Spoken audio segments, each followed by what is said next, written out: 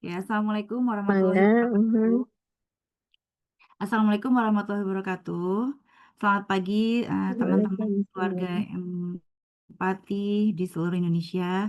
Kita kembali berkumpul lagi di setiap Sabtu ya, acara Empati dalam rangka gerakan Be Kind Be Strong ya, mendukung kita semua orang tua dari anak-anak spesial, anak-anak yang Masya Allah sekali gitu ya, luar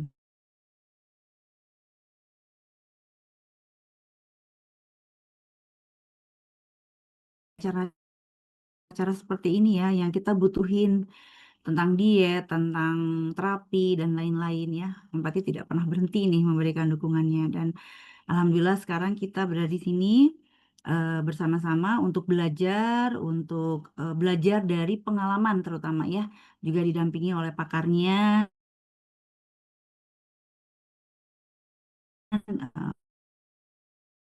oleh Dokter Trisna Sari Hafsah ini.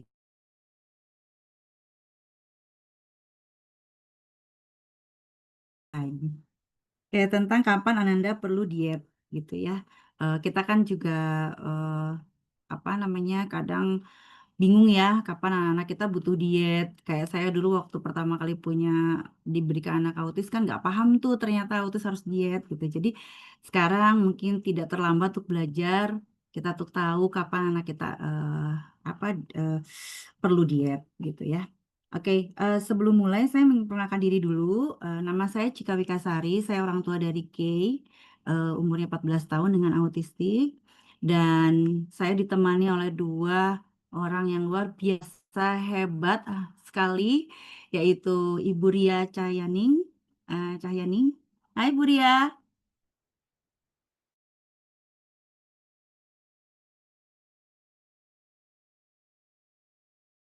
Ya, Bu Ria. Beliau orang tua dari eh, juga anak dengan autistik yang melakukan diet dan dengan saya ditemani juga dengan Dr. Trisna Sari Hafsah. Beliau adalah spesialis nutrisi dan penyakit metabolik.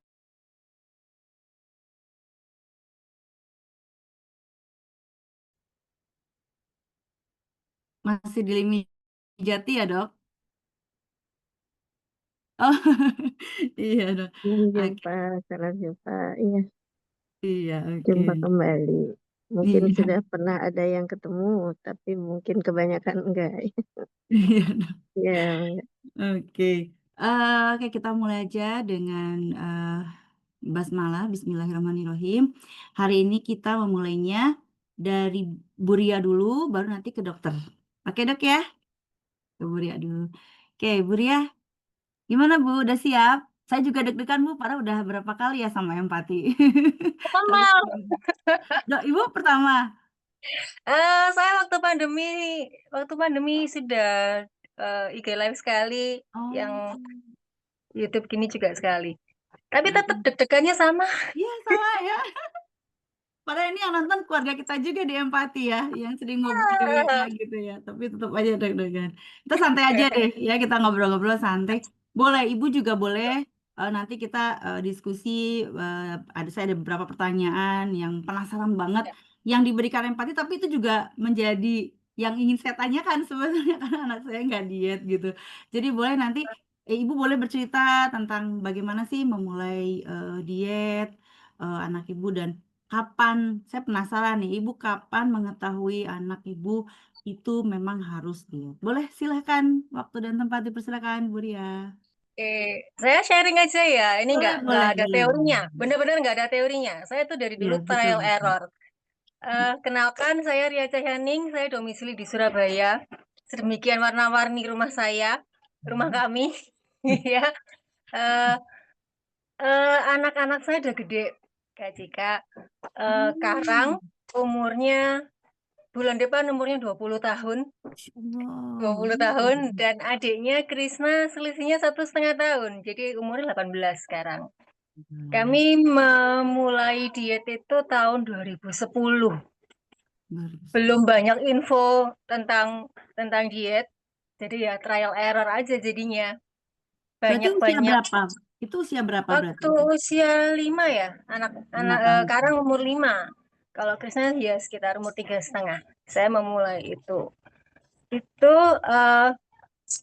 waktu itu sudah dengar, sering dengar gitu loh tentang anaknya jangan dikasih susu formula Bu, ganti susu soya. Pokoknya gosip-gosip kayak gitu banyak ya, kan belum ada WA, belum ada Iya, ada sih betul. internet, ada BBM ya? internet tapi aduh, informasi tuh sedikit banget pokoknya, nah, kan. Iya, Yang betul. sekarang sudah berlimpah ruah banyak gitu ya. Malah Bersyukurlah Anda. over. Sekarang malah over ya, Bu. Sekarang Iya, malah over iya, iya, informasi. iya, benar-benar. Kita harus benar-benar bisa memilah kalau sekarang gitu ya.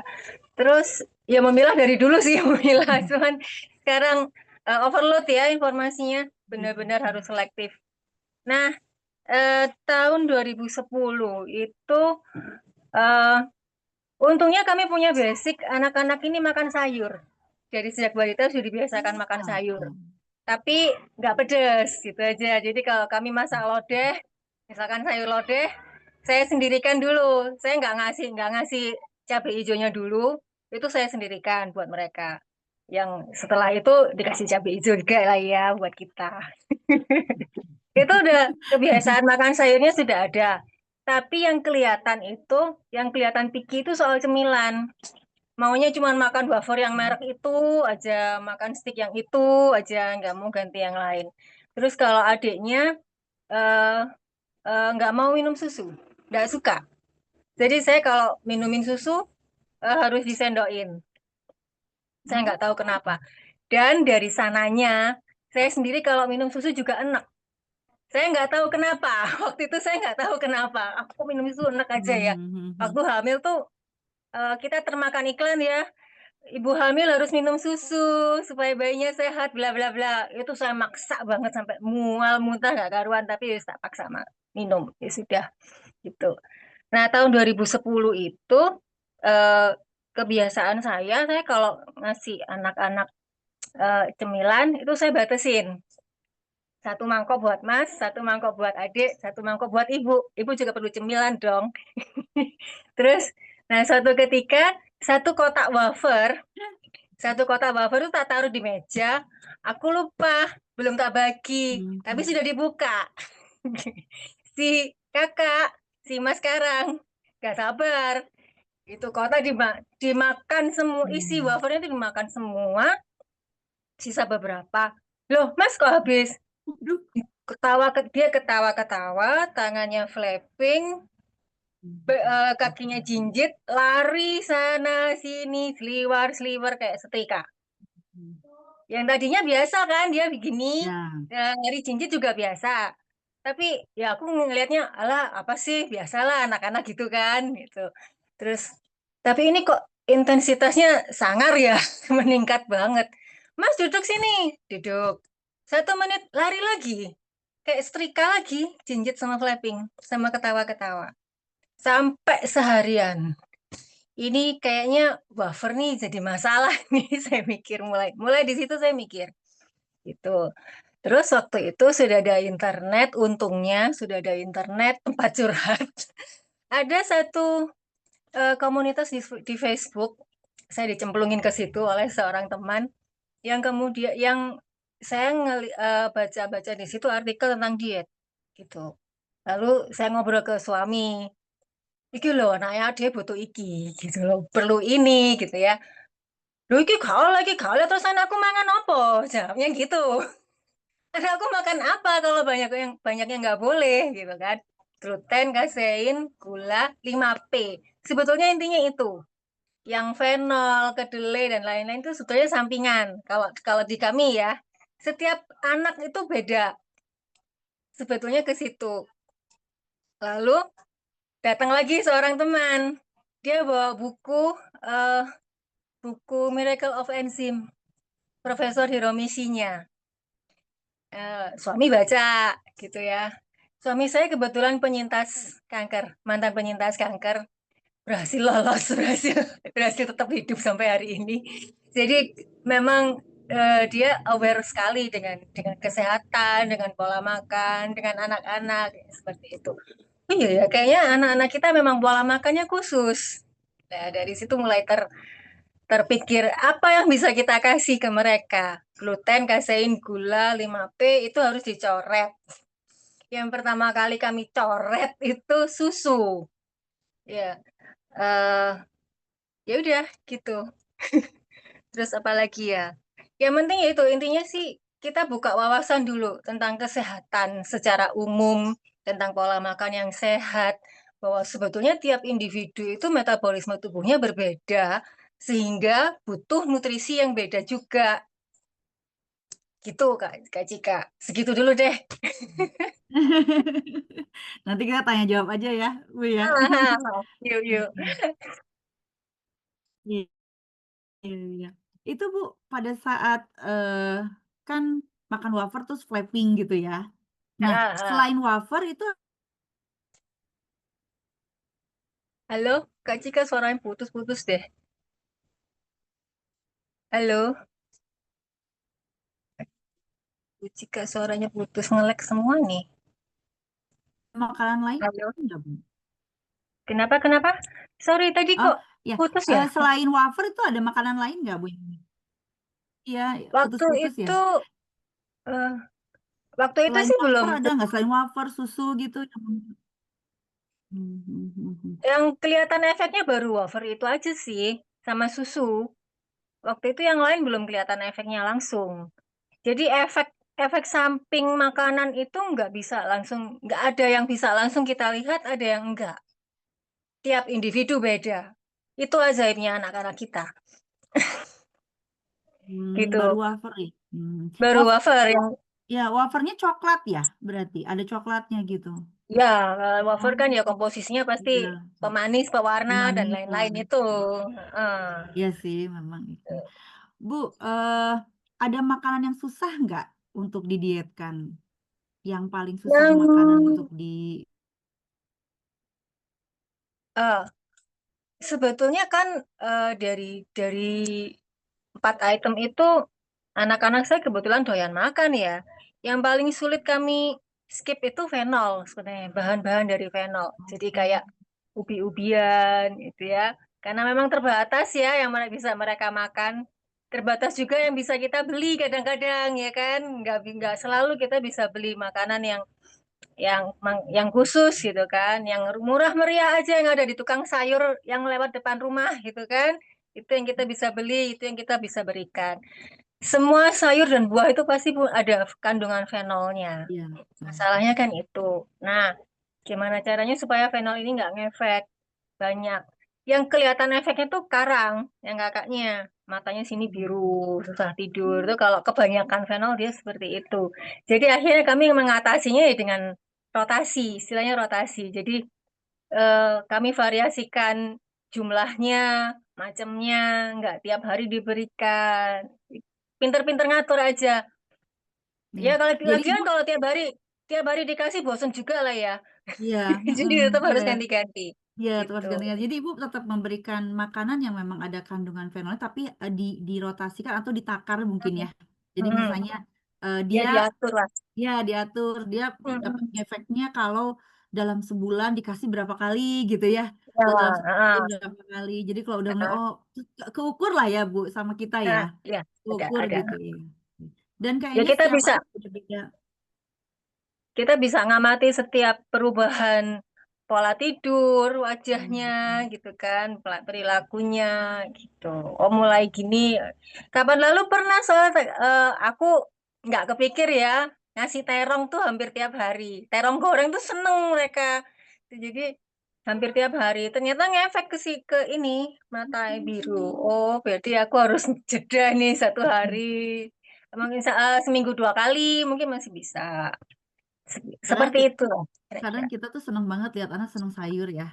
Tapi kan Hmm. bingung ya, setiap sayur kan nggak semua anak loh, Bu. Anak saya yang Hmm. laki-laki, Hmm. yang ADHD aja dia nggak suka sayur gitu. Sulit banget gitu kan ngenain sayur, tapi Ya, ya, ya, benar. kakaknya suka banget. Nah, sayur juga ternyata ada kandungan yang nggak bisa untuk anak kita ya. Benar, benar, benar. Jadi, aduh, susah banget gitu ya kita apa ya, bener-bener deh super banget. kita harus mengamati masalah Hmm. gizi anak, masalah Hmm. kan gizi juga kan ibu diet nih, diet A, B, C, D kan juga bertabrakan sama nutrisinya ya. Makanya kita mengadakan ini pengen tahu kan. Hmm. Diet tetap tapi anak tidak kurang nutrisi, tidak kurang gizi gitu kan ya. Karena ada beberapa anak yang kayak anak saya ya diet lambungnya, autisnya, Hmm. alerginya, picky eater, sampai nulis lalu dia yang bisa dia makan apa gitu. Ya betul Kak, ada Iya, iya. beberapa anak Heeh. yang beberapa anak yang seperti itu. Jadi dia bukan Hmm. cuma harus diet autis tapi diet lambung Hmm. juga Iya, gitu Kak. kan. Harus diet apa namanya? Dia picky eater juga dikasih makanan yang aman untuk semuanya, tapi dia nggak suka gitu kan. Jadi ini makanya ya kita nanti bisa ngobrol sama dokter gitu, gimana supaya nggak kekurangan nutrisi ya Bu ya, betul ya. Iya, Nah iya benar. berikutnya Bu, Hmm. kira-kira apa sih waktu pas awal diet itu kan ibu mengeluarkan kayak susu nggak boleh yang kasein, fenol gitu. Nah Hmm. tapi ya, ibu mensiasatinya gimana untuk anak-anak tetap bisa mendapatkan nutrisi dari makanan lain yang tidak ada kandungan itu gitu. Bagaimana ibu Sebetulnya mencari tahu ini bahwa itu nah, kalau kalau konsep konsep kita ya, yang nggak boleh itu kan gluten, kasein, gula, hmm, 5P. hmm, Berarti kan kayak protein, mineral, hmm, vitamin masih bisa. Nah, hmm, biasanya kita genjot di protein. Kalau hmm, kayak ayam, daging sapi gitu kan, kebetulan anak-anak nggak alergi. Jadi kita hmm. genjotnya ke situ. Terus kayak bawang-bawangan itu masih bisa. Eh, Kalau gula dibilang aja, gula kan kita masih butuh ya. Nah itu gula mensiasatinya gimana? Tetap dikasih tapi dengan enggak, oh, enggak, enggak sama sekali. Jadi benar-benar skip. Sayur tuh benar-benar nggak ada gulanya. hmm, Kalau kita terbiasa masak sayur tanpa gula, ini pengecap bisa membedakan manisnya bayem itu beda hmm, dengan manisnya wortel. Beda hmm, lagi dengan manisnya labu siam. Itu hmm. asik loh. Jadi Apa? itu mendapatkan Eksplorasi rasa, rasa eksplorasi pengecap sensor kita ya. sendiri gitu. Jadi Satu dapat tahun pertama, kandungan gulanya dari alami dari yes, itu. betul. Nah, ya. Terus buah-buahan kayak salak, jambu. Itu kebetulan waktu awal diet depan rumah tuh ada pohon jambu lagi panen. Jadi waktunya minum susu, skip kan?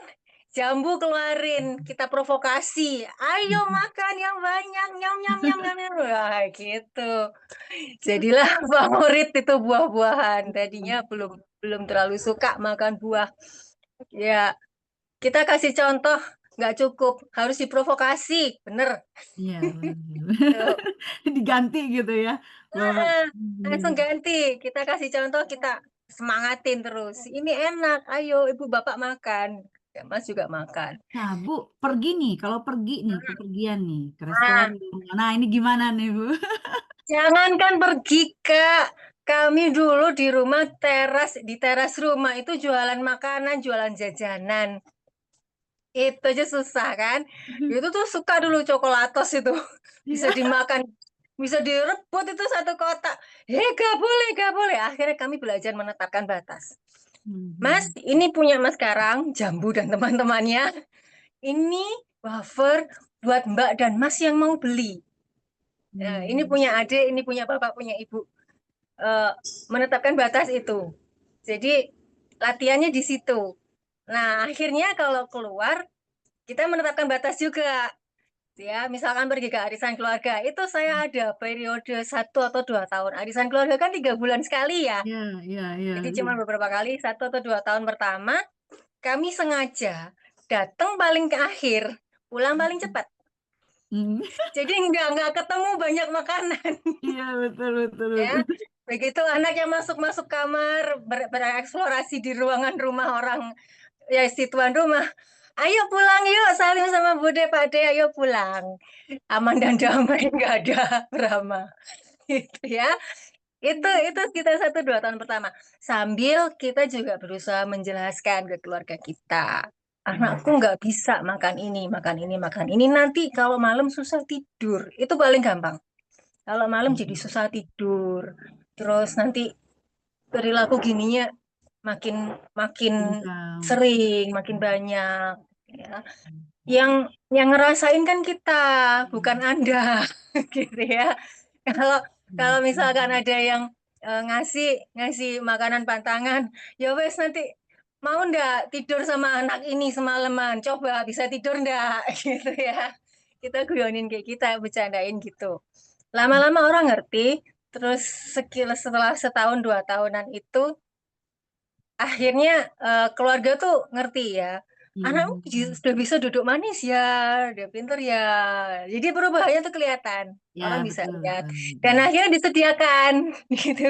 Mas ini papaya buat Mas sekarang, ini rambak buat Mas sekarang gitu. Waktu Lebaran juga gitu. Wah, wis tak sediani iki apa gitu, kacang yang apa? Yang tanpa tepung gitu. Udah disiapin sama Jadi, sama jadi keluarga kakak-kakakku akhirnya pas mendukung ya. itu. Keluarga Yes, mendukung dan siapa akhirnya. tahu keluarga ikut hidup sehat juga ya. Iya, lama-lama Jadi, mikirnya ke situ. Iya ya kan, iya ya nek malam nggak pakai micin kan enak ya, tambah sehat gitu. Kebetulan di keluarga saya banyak yang diabetes Kak. Yang diabetes, oh jadi ya, ya, kok jadi iki lho mangan kok ngene iki sehat, telo pohong gitu. Jadi telo pohong, pisang, semangka, wis pokoknya gitu. Nah, akhirnya malah malah seneng gitu ngikutinnya. hmm, Lalu kalau kita jalan-jalan keluar itu biasanya menu paling aman kalau kita makan di luar ya, ya, ikan goreng. Ikan goreng hmm. yang plain, yang original tanpa tepung itu aman buat anak-anak. Relatif ya, relatif aman buat Berarti anak-anak. pesen ya sama sama restoran tuh minta mungkin ya, nggak nanti Bisa, makan ikannya nggak ya. pakai bumbu ini Nggak itu usah. bisa gitu ya, ya, Bisa kita gitu. Kalau itu bukan request yang sulit ya buat ya. buat tukang masak gitu kan. Ikan goreng, terus soto ayam masih bisa makan. Terus apa kayak sayur-sayur yang sebisa mungkin tanpa kecap. Misalkan ada Capcay mungkin ya, capcay itu bisa. capcay, Mm. capcay itu kan kadang-kadang orang masaknya merah. Kalau aku masaknya putih Ya kayak aku putih. tanpa saus. Mm. Nah, kalau misalkan ada capcay merah, kita apa? Kita tiriskan. Ini Mm. makan prasmanan ya. Kalau makan prasmanan tak biasain anak-anak tuh juga apa? Sayurnya ditiriskan. Jadi kuahnya nggak masuk, nggak katut, gitu, nggak ke bawah. Tuh, terus kayak kapan lalu tuh kita kondangan makanannya tahu campur. Tahu campur Surabaya tau enggak? Tahu campur Surabaya itu kita skip skip skip apa namanya? Kita skip petis sama apa sih kerupuk sama Mm. mie. Itu kita Mm. skip. Aku request langsung ke orang yang menyajikan. Minta 2 Mbak yang kayak gini gini gini. Dan selesai. Terus kuahnya sedikit aja, nggak usah banyak-banyak. Tuh, karena di kuah itu pasti ada bensin. Ya, Orang jualan itu di mana pakai pakai pasti pasti ada benar penyedap di vaksinnya. situ. Aku tahu karena aku juga jualan rice ball. Terus ini juga Kak apa melibatkan anak untuk masak. Nah, itu Jadi ini yang yang mau saya yang tanyakan juga ya. Maksudnya ah, bagaimana anaknya tuh nanti kan gini, kan sekarang masih bisa dikontrol sama ibu ya, mm, dikontrol. mm, Nah, kelak anak ini bagaimana ibu mengajar kan udah remaja ya, udah 20 mm, tahun remaja, mm. bukan remaja ya, menuju dewasa malah ya. Nah, Udah dewasa muda. dewasa muda. Nah, bagaimana ibu mengajarkan dia nanti untuk bisa self controlnya untuk makanan gitu, karena kan selama ini kan diawasi kayak ke pedagang gitu ya, ibu bilang. Nah, bagaimana ini nih langkah-langkah mengajarkannya supaya dia bisa mandiri untuk mengontrol dirinya tentang diet, memahamkan dirinya bahwa dia tuh harus diet gitu. Sebetulnya dia udah terbiasa. Hmm. Lama-lama terbiasa Kak. Jadi Hmm. kayak apa? Aku masak, aku kan jualan rice ball ya. Ayam Hmm. saus barbeque coba. Godaan banget itu. Ayam saus barbeque. Jadi aku minta dia mencium aromanya, gitu Hmm. ya. Eh, nih bumbunya, icipin sedikit. Aku icipin sedikit. Dia Hmm. nyicipin sedikit. Terus aku mau kasih lagi. Dia nggak mau dia. Tanganku Hmm. udah ditepis, dia nggak mau. Jadi mungkin karena pengecap mereka udah terbiasa. Jadi Hmm. yang namanya kecap saus mereka udah nggak suka, nggak familiar dengan itu. Itu Hmm. sisi positifnya ya. Terus ya itu tadi menetapkan batas. Jadi kalau jangankan sekarang pulang sekolah, anak-anak saya sekolah di SLB, masih sekolah di SLB. Kakaknya SMP LB kelas 2, adiknya SMP LB kelas 1. Masih belum bisa calistung dan nonverbal, tapi duduk manisnya pinter, guru-gurunya itu seneng. Bu, kalau ada acara keluar nggak usah ditemenin, nggak apa-apa. Anaknya Hmm. anteng. Ya Hmm. sudah. Cuman acara sekolah ini biasanya bawa konsumsi pulang. Tapi Ya. mereka pinter, makan bontotannya sendiri. Jadi aku selalu bontotin makan minum. Mereka Hmm. bawa tas sendiri, ada satu kotak nasi goreng sayur. Favoritnya itu nasi goreng sama sayur. Nasi goreng Hmm. sayur, wis diublek-ublek di waduk jadi satu campur aduk lah. Itu mereka Hmm. suka nasi goreng sayur sama air putih biasa. Itu udah bontotan tiap hari buat mereka. Ya mereka makan bontotan itu yang yang dikasih sekolah dibawa pulang, kasihkan ibu ya. Hmm. Itu jatah nutrisi buat ibu dan bapak. Hebat ya, berarti mereka sudah bisa Itu mengontrol dirinya ya. udah sudah terbiasa ya, sudah terbiasa dan mereka senang. Selama kita selalu sediakan, kita harus ready memang. Yang ini yang badi bagian ini yang membuat aku nggak bisa keluar dari dapur. Dari awal Karena kan kalau memang banyak banyak banyak eksperimen ya. Oh iya, di Empati kan sudah ada resep gluten free kan yang kapan lalu sama Chef Degan ya. Bisa saya lupa dilihat ya. loh Iya, iya. Oh, videonya. itu Videonya di YouTube iya ada. boleh Aku boleh ikut boleh. soalnya itu. Oh iya tuh teman-teman Resepku bisa dilihat ya. resepku ayam ayam pok-pok yang gluten free, ayam pok-pok gluten free, nasi goreng sama sayur kelor. Masya Terus Allah. apalagi aku lupa. Stick Sirkelon. stick talas kalau nggak salah. Itu resep-resep tuh Mantap. sekarang banyak. Ibu-ibu yang jualan makanan gluten free itu banyak dan yang cari banyak. Iya. Teman-teman yang kena lupus, penyakit-penyakit autoimun tuh cari loh makanan-makanan anak-anak kita ini. Teman Iya. saudara-saudara yang mungkin kena diabetes ya, seneng mereka cari Iya. itu. Nah, Mereka ibu nyoba sendiri kan resep. jualan jualan nggak jualan Hmm, juga makanan sehatnya. enggak. Karena nggak semua orang sekitaran suka Nggak ya. semua orang suka, bener. Tapi yang cari sebenarnya banyak. Cuman ya itu, mungkin di Jabodetabek ya, yang mungkin awareness kesehatan lebih bagus ya daripada di daerah lain. Tapi kita harus bagikan terus lah awareness hidup sehat ini. Nggak bisa Betul, betul, berhenti, betul. ya kan? Nah, Kira-kira Ibu bisa kasih tips nggak nih sama teman-teman di sini mm, untuk apa namanya memulai diet lalu konsisten. Nah, ini konsisten Ibu yang paling penting nih gak bagaimana supaya konsisten ya. Saya aja anak saya memang kadarullah nggak belum berkenalan dengan diet ya. mm, Memang waktu itu pas punya anak memang belum ketemu dokter-dokter yang menyuruh diet gitu kan ya. Nah, tapi pada saat usia 9 tahun lambungnya bermasalah akhirnya saya harus diet. mm. Itu aja susah banget konsistennya ya. Karena nggak tega gitu. Misalnya adiknya lagi makan martabak, kakaknya tuh ngeliat gitu. Aduh kasihan banget Oh ya iya. nggak boleh gluten juga ya. Akhirnya mau nggak mau boleh deh dikit kambuh lagi. Nah, konsisten ini gimana Bu menjaga konsisten dan mungkin Ibu bisa sekalian memberikan apa ya tips gitu loh untuk memulai diet supaya kitanya kuat ya. Karena kan diet itu sebetulnya untuk orang tua benar-benar harus kuat ya. Ya itu nggak tega, terus mengamati itu Bu paling susah loh. Karena kita sebagai orang tua dari autistik itu mengamatinya Ya, banyak, mengamati perilaku, ya. mengamati diet, mengamati sensorialnya, banyak banget PR.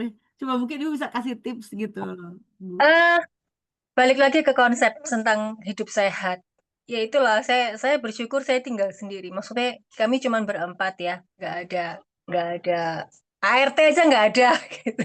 ART aja Oke. nggak betah. Baik. Ya sudah nggak usah ART, makanya rumahnya berantakan gini ya udah biarin aja, gitu ya. Eh, Memang saya bilang di tahun pertama saya ikut diet. Kalau suami sampai sekarang ikut, sama suami sampai sekarang ikut. Eh, Harus kompak dulu satu rumah kalau bisa. Terus gini, saya pikir kita nggak usah takut untuk beda, ngajarin anak untuk berbeda. Itu, Kak, Mas, Mas nanti kalau makan ini, nanti malam susah tidur. Itu kita sounding, gitu. Kita sounding ke dia. Meskipun dia diem aja, anak saya nonverbal ya. Tapi diem aja, tapi ya tetap, Mas nanti kalau makan ini nggak bisa tidur. Nggak usah ya, ini buat ibu aja. Mas makan ini. Penggantinya harus selalu ready. Gitu. Ya, ya. Penggantinya harus selalu ready. Tuh. Terus apa lagi ya untuk menetapkan konsisten itu? Ya itu tadi, selalu ready itu kalau di saya. Terus apa ya? Kebiasaan kalau keluar rumah makan dulu. Jadi melangkah keluar itu dalam kondisi perut kenyang. Kita nggak akan tertarik untuk jajan karena perut kita udah kenyang. Ngirit juga ya. Ya.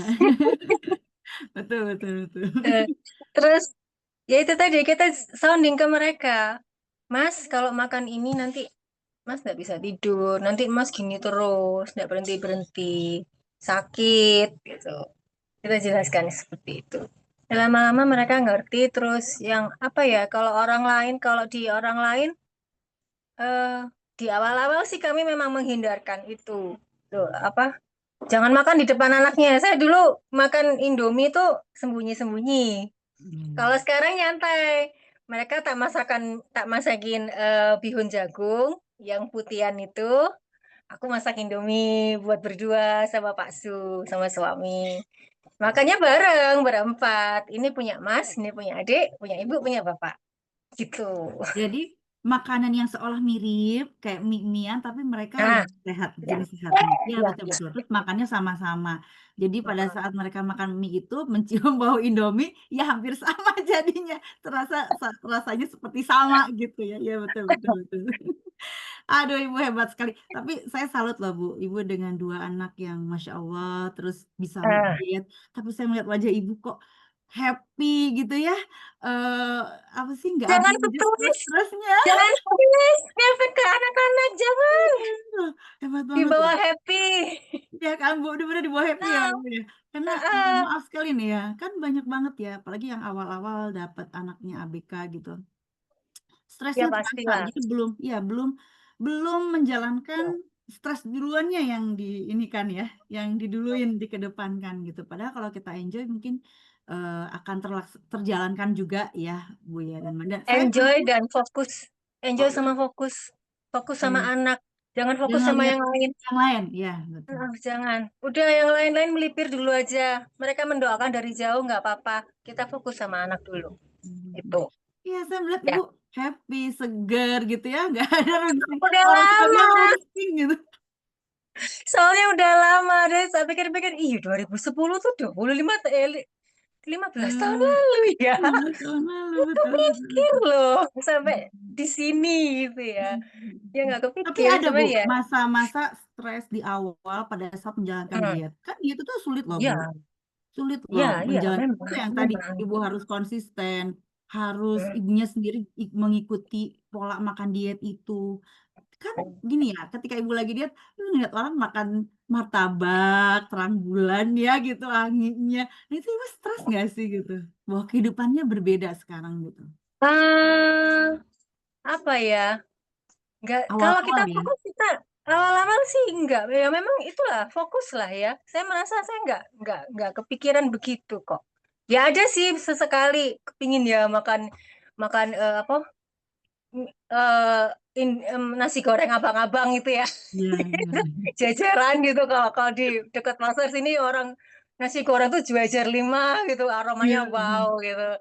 Cuman lama-lama kepikir, alah nasi goreng di rumah juga enak. Insya Itu Allah. fokus lah, fokus, fokus. Lebih enak, lebih sehat gitu ya. Terus apa lagi? Nyoba-nyoba resep. Ayo eksplorasi, coba resep. Banyak sekarang yang nge-share resep, yang cookies lah apa. Ada ibu yang di Karawang nggak salah ya.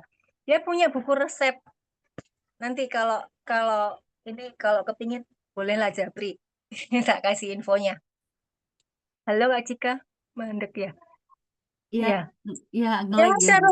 yang nge-share resep tuh sekarang banyak, tinggal dicoba di rumah. dicoba ke anak-anak, dicoba ke diri sendiri.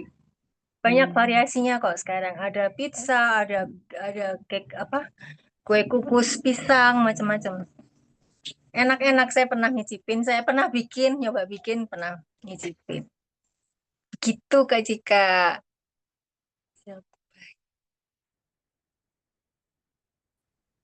Halo. Ya, siap kalau gitu. Ibu terima kasih banyak sharingnya ya Bu ya. Benar-benar menginspirasi saya juga sih karena anak saya lagi dietnya diet yang lain gitu, tapi Ah, konsistennya yang susah gitu. Luar biasa sekali. Terima kasih Bu Ria sharingnya. Mungkin nanti ada sesi tanya jawab. Teman-teman yang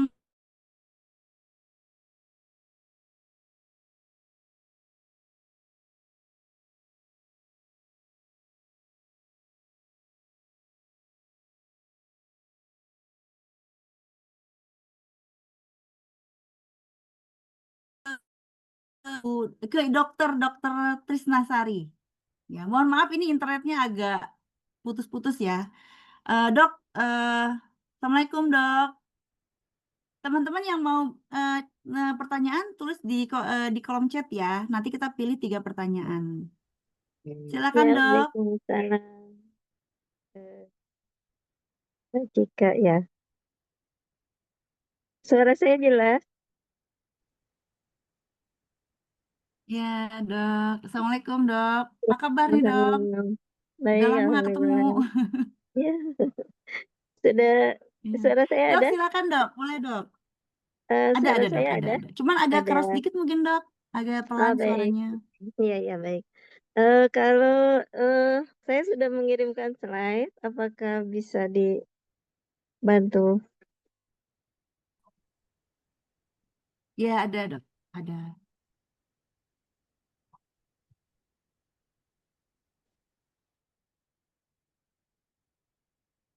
Eh, ya ada slide yang ingin dibagikan ya dok. Mm-mm. Apakah bisa bisa di-share dari Mbak Cika atau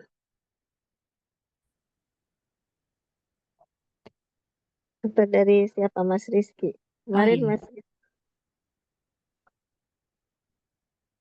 Kita tunggu Pak Rizky. Hmm, Sebentar ya dok.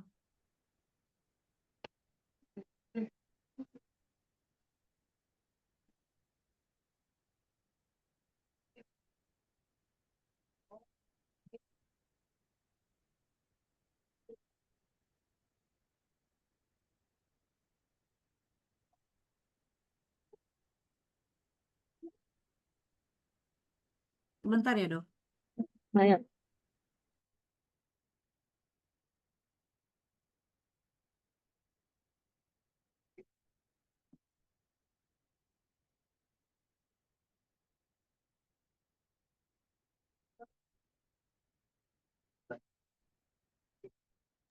Sedang Ya, on, mungkin sambil ya, sedang on proses dok. menunggu.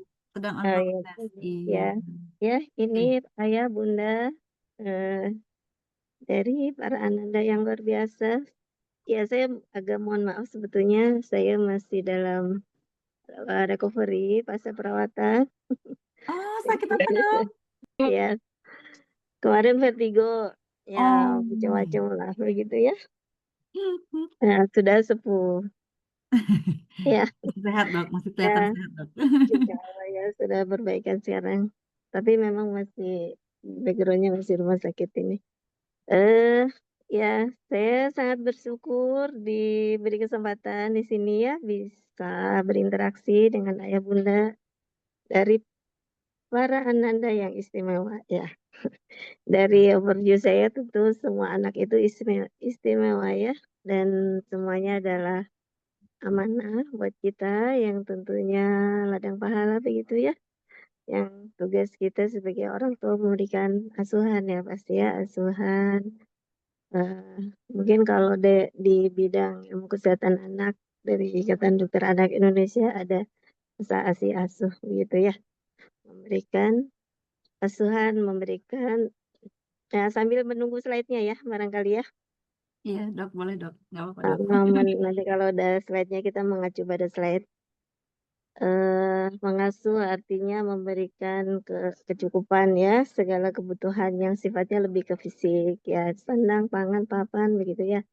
Kemudian memberikan kasih sayang pastinya ya, dan satu lagi eh, asah ya untuk melatih keterampilannya. Bagaimanapun sebagian besar waktu anak utamanya pada awal-awal kehidupan itu di rumah ya. Pasti Iya. kita sebagai orang tua yang berkewajiban untuk membantu anak menuju pada keterampilan apa yang menjadi potensinya begitu ya.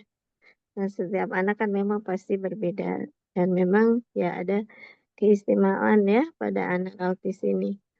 Tadi saya amazing sekali ya sama Ibu Rika ya. Ya, Ibu Ria dong. Ibu Tia, ya Ibu Tia, Ria. Ibu Ria. Eh, dan sebetulnya boleh dibilang para bunda ayah ini ya pastinya yang lebih banyak bunda ya. Tapi ya ayah tentu saja punya peranan yang besar. Profesornya begitu ya dalam hal pengasuhan anak begitu ya. Kalau ketemu dokter cuma berapa menit, berapa nggak nyampe jam-jam begitu ya. Tapi ayah bunda itu 24 jam dengan para anandanya. Jadi yang paling banyak memahami tentu saja ya mengerti itu tentu ayah bunda. Ya kalau saya bilang profesornya begitu ya ayah bunda Maya. Kalau kita sebagai profesional tertentu ya mungkin kita mempelajari suatu kajian khusus ya ada bidang-bidang tertentu begitu ya yang barangkali eh, mengacu kepada eh, apa namanya kajian ilmiah begitu ya. Tetapi tentu saja eh, kita harus belajar banyak ya. Kita para profesional juga. Jadi sebetulnya kalau dari kemarin tornya Mas Rizky itu ya yang share ya. Dokter Tisna ya mungkin dibilang ahli gizi yang sudah berpengalaman 20 tahun di bidang pengelolaan autis. Wah, itu nonsen banget sebetulnya. Ini ayah bunda ini yang sebetulnya apalagi tadi ya. Eh, sudah 20 tahun ya anandanya ya. Luar biasa itu ya. Nah, barangkali secara teori tentu saja pastinya ayah bunda sudah belajar ya apa itu yang disebut autistik dan autism spectrum disorder begitu ya. Memang pasti banyak variannya yang memberikan suatu apa ya gejala klinis tertentu ya. Sekalipun sebetulnya pada populasi yang tidak punya masalah khusus, mungkin kalau saya sebetulnya kan bukan expert di bidang autis ya karena expertise saya di bidang nutrisi. Itu kalau yang saya paham tuh hanya pokoknya matanya nggak kontak aja. Kalau activity yang lain mah ya melakukan sama seperti anak lain gitu ya. Nah, tapi ternyata banyak ininya ya spektrumnya. Jadi mungkin itu memberikan tanda-tanda khusus begitu ya. Seperti sesederhana Tourette ya. Tourette itu kan satu kebiasaan yang mengulang begitu. Misalnya mengedipkan mata atau mungkin apa ya memincingkan apa mungkin telinga misalnya gitu ya. Nah, jadi itu memang ya para ahli mempelajari ternyata ada proses yang berbeda begitu ya, sehingga mempengaruhi kepada perilaku. Nah, mohon izin slide-nya. Memang bagaimanapun slide slide izin dipindahkan. Oh ya, next Pak Rizky. Eh, Pak Rizky. Pak Rizky, ya, ya jadi dibandingkan dengan anak yang barangkali tidak ada pada spektrum autis itu akan lebih mengalami gitu ya berbagai kondisi yang khususnya di sini saya fokus terkait dengan masalah makan ya. Jadi umumnya umumnya tidak tidak tidak mudah menyukai makanan tertentu begitu ya. Jadi sukanya itu-itu saja begitu ya. Lebih mudah untuk melakukan penolakan gitu dan mengulang makanan yang ya kita tahu bahwa setiap zat gizi dalam makanan itu berbeda-beda. Jadi tadi sebetulnya betul ya yang disampaikan Bunda bahwa ya makanan harus ganti-ganti. Memang sih dalam tanda kutip kita bosen ya, tapi sebetulnya tubuh kita memang membutuhkan berbagai zat gizi dari makanan sehingga nggak bisa satu jenis makanan saja ya. Kayak misalnya sapi hanya makan eh, rumput, oke gitu ya.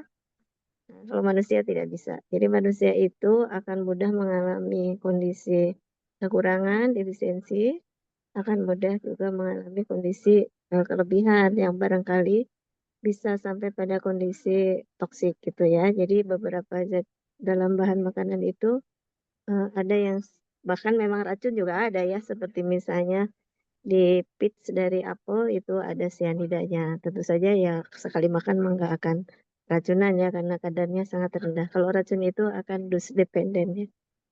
Nah, kemudian juga reaksi yang berbeda dari tubuh ya, apakah misalnya akan lebih mudah menyimpan energi gitu ya, jadi lebih mudah akan mengalami obesitas misalnya atau terkait juga intoleransi ataupun alergi begitu. Nah, itu sebetulnya ya dialami setiap orang ya, nggak cuma anak dengan spektrum autis begitu ya. Nah, tentu saja tujuan utamanya adalah memenuhi kebutuhan zat gizi yang nantinya diperlukan untuk pertumbuhan dan juga perkembangannya ya, terutama di awal-awal. Ya, mungkin slide-nya Next, Pak Rizky. next ya. Jadi ini beberapa hal yang sering dialami yang menjadi gangguan pada anak-anak, apakah itu dalam hal eh, komposisi tubuh ya, jadi apakah akan mengalami obesitas dan overweight itu yang lebih sering dibandingkan dengan yang kurang ya. Artinya memang struktur tubuh yang normal eh, itu seringkali tidak mudah dicapai pada anak dengan autis. Tapi kalau dari penelitian ini terkait dengan profil glukosa dan lipid itu tidak signifikan perbedaannya. Nah, yang paling banyak dialami oleh anak dengan autis itu diantaranya apakah ada food aversi, ya. Jadi reaksi yang berbeda ya terhadap makanan. Food aversi itu, jadi dia kalau kalau Ananda dengan ASD itu mungkin dia eh, daya terimanya ya terhadap ada perubahan rasa, perubahan tekstur gitu, sensorinya kan berbeda gitu ya. Kemudian apakah ada intoleransi? Intoleransi itu berarti efek yang tidak diharapkan dari suatu makanan. Nah, ini memang sangat individual dan betul tadi disampaikan ya, Bunda, bahwa tiap orang itu ya berbeda gitu. Sekalipun tidak ada ASD juga tiap orang berbeda ya. Ada anak yang orang yang makan pisang sembelit, ada yang makan pisang diare begitu. Nah, itu tentu bukan pisangnya yang salah ya, tapi memang kita bereaksi berbeda begitu. Kemudian gangguan saluran cerna ini sering terjadi, apakah tidak nyaman, konstipasi, diare ya.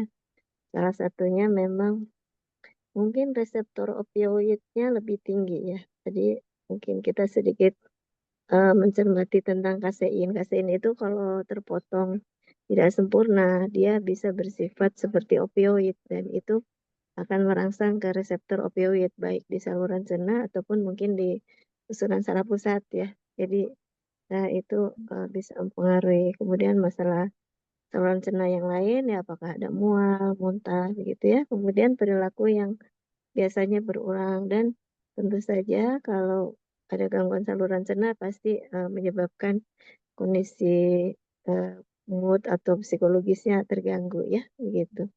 Salah satunya mungkin juga ada gangguan tidur. Ya, slide Mas Rizky.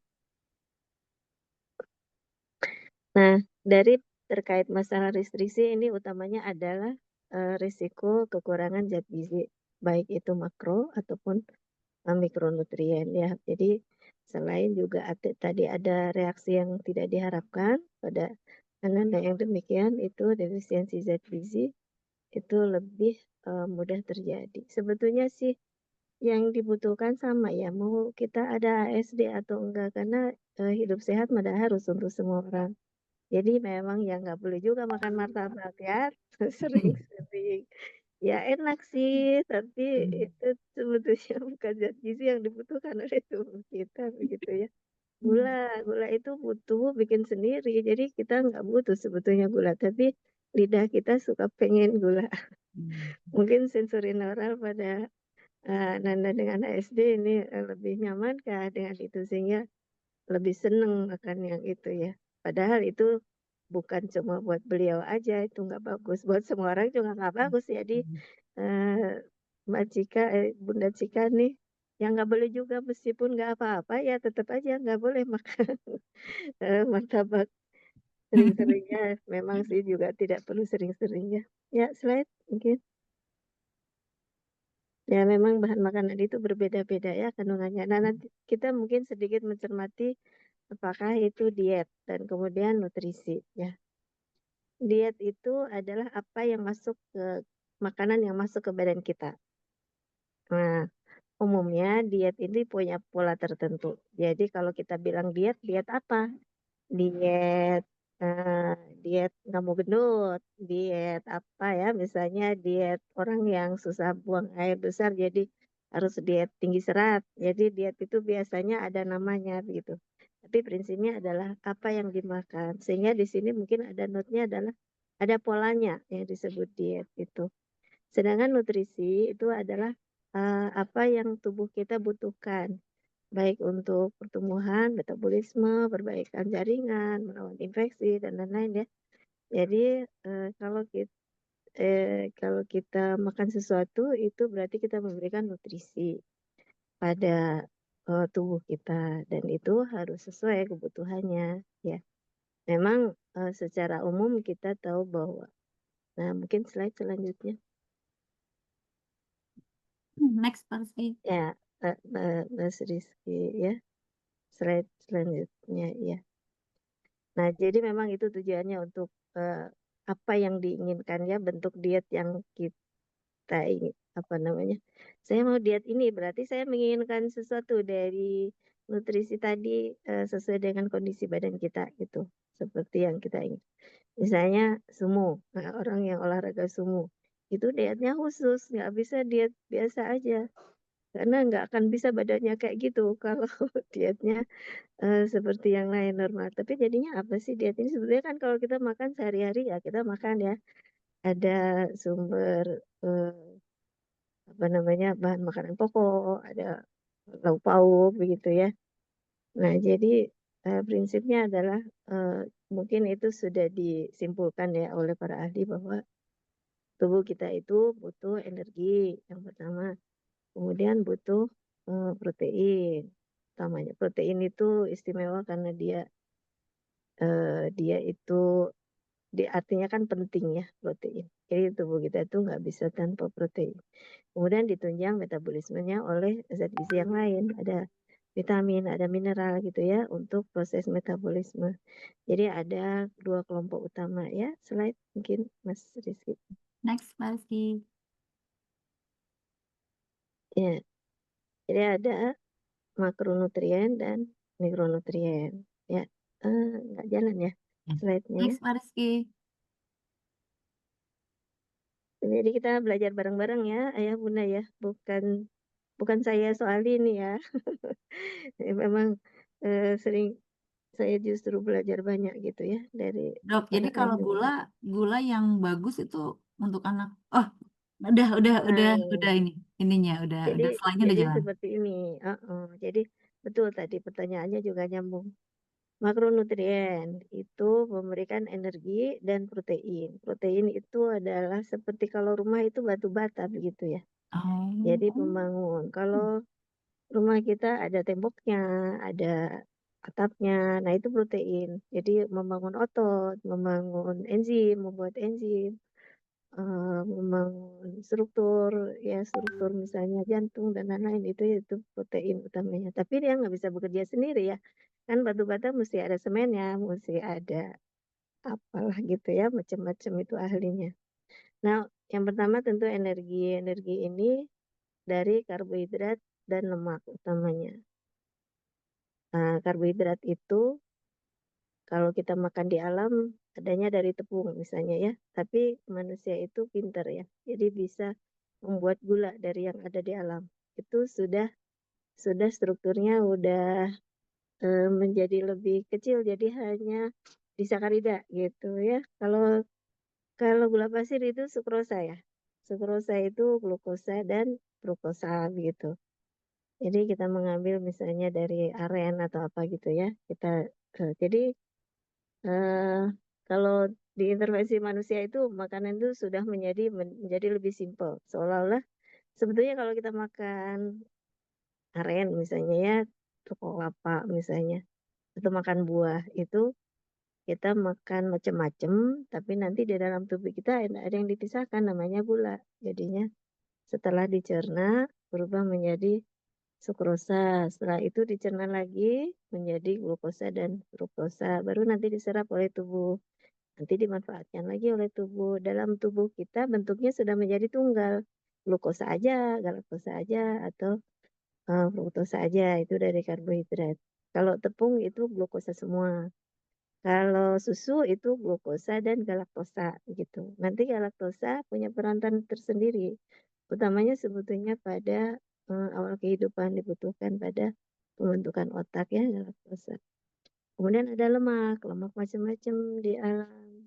Kalau kita makan apa misalnya kelapa, santan, santan itu macam-macam lemaknya. Kemudian kalau umumnya di alam itu lemak ada di sumber protein, misalnya kacang-kacangan, biji-bijian gitu ya, itu di sana ada lemak. Tapi kan manusia pinter ya, bisa ngambil minyaknya aja. Kan nggak ada itu bimoli nyentel di pohon kelapa kan nggak ada ya. Tapi karena manusia itu memang Masya Allah ya, karena mungkin khalifatullah di muka bumi ya, jadi semua bisa dibuat. Nah itu sumber energi.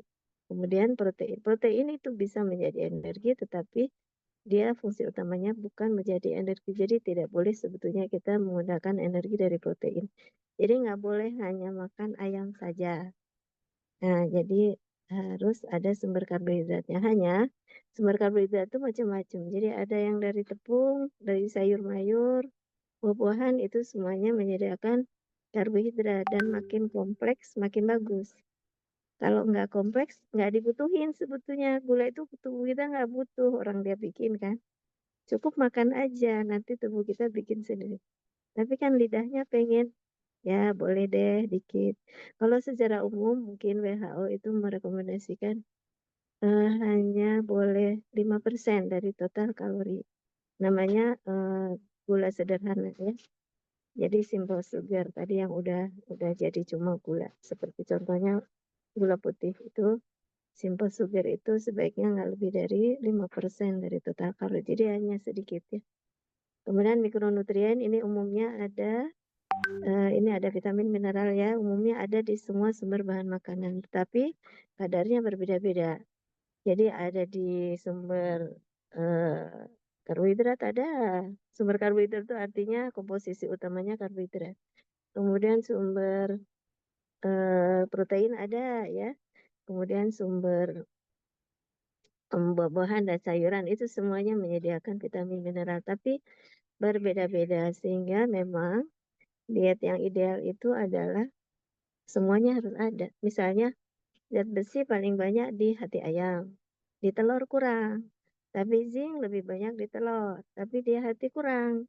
Jadi bagusnya semua juga dimakan begitu ya. Mungkin spesifik pada diet anak dengan ASD ini disarankan utamanya adalah sumber protein harus bagus, kemudian barangkali ini mengacu ya, sebenarnya saya baca pada apa istilahnya di ini ya, mungkin webnya yang dari Dubai, begitu saya buka-buka aja. Jadi sumber karbohidrat yang sebaiknya kompleks gitu ya, jangan yang simple. Kemudian dianjurkan yang mengandung vitamin mineral tinggi dan omega 3 gitu ya. Nah, tapi ternyata setelah dipelajari, barangkali ya ini tentu bukan pengalaman pribadi saya. Saya mengambil dari suatu artikel, itu penelitian. Ya ini ingin melihat seperti apa berbagai macam jenis diet. Kan tadi diet itu ada judulnya ya, ada polanya. Diet ini tuh apa, diet itu tuh apa. Secara umum ya kita makan itu, kalau kita makan sembarangan ya diet sembarangan namanya ya. Apa aja lah dimakan gitu ya. Tapi karena tadi ada pola-pola tertentu ya, kita coba lihat ya hasil penelitian ini bersama-sama barangkali. Slide.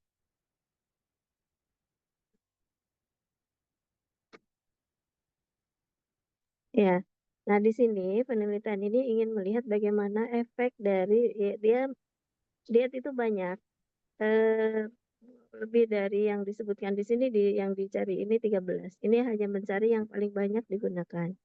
Kalau yang lain masih ada, hanya mungkin laporan penelitiannya tidak banyak sehingga tidak dipilih ya.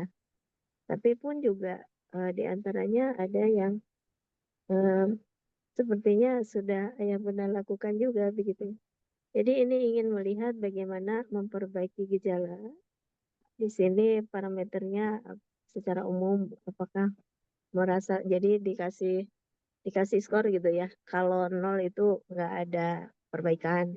Kalau 4 itu perbaikannya sangat memuaskan gitu ya.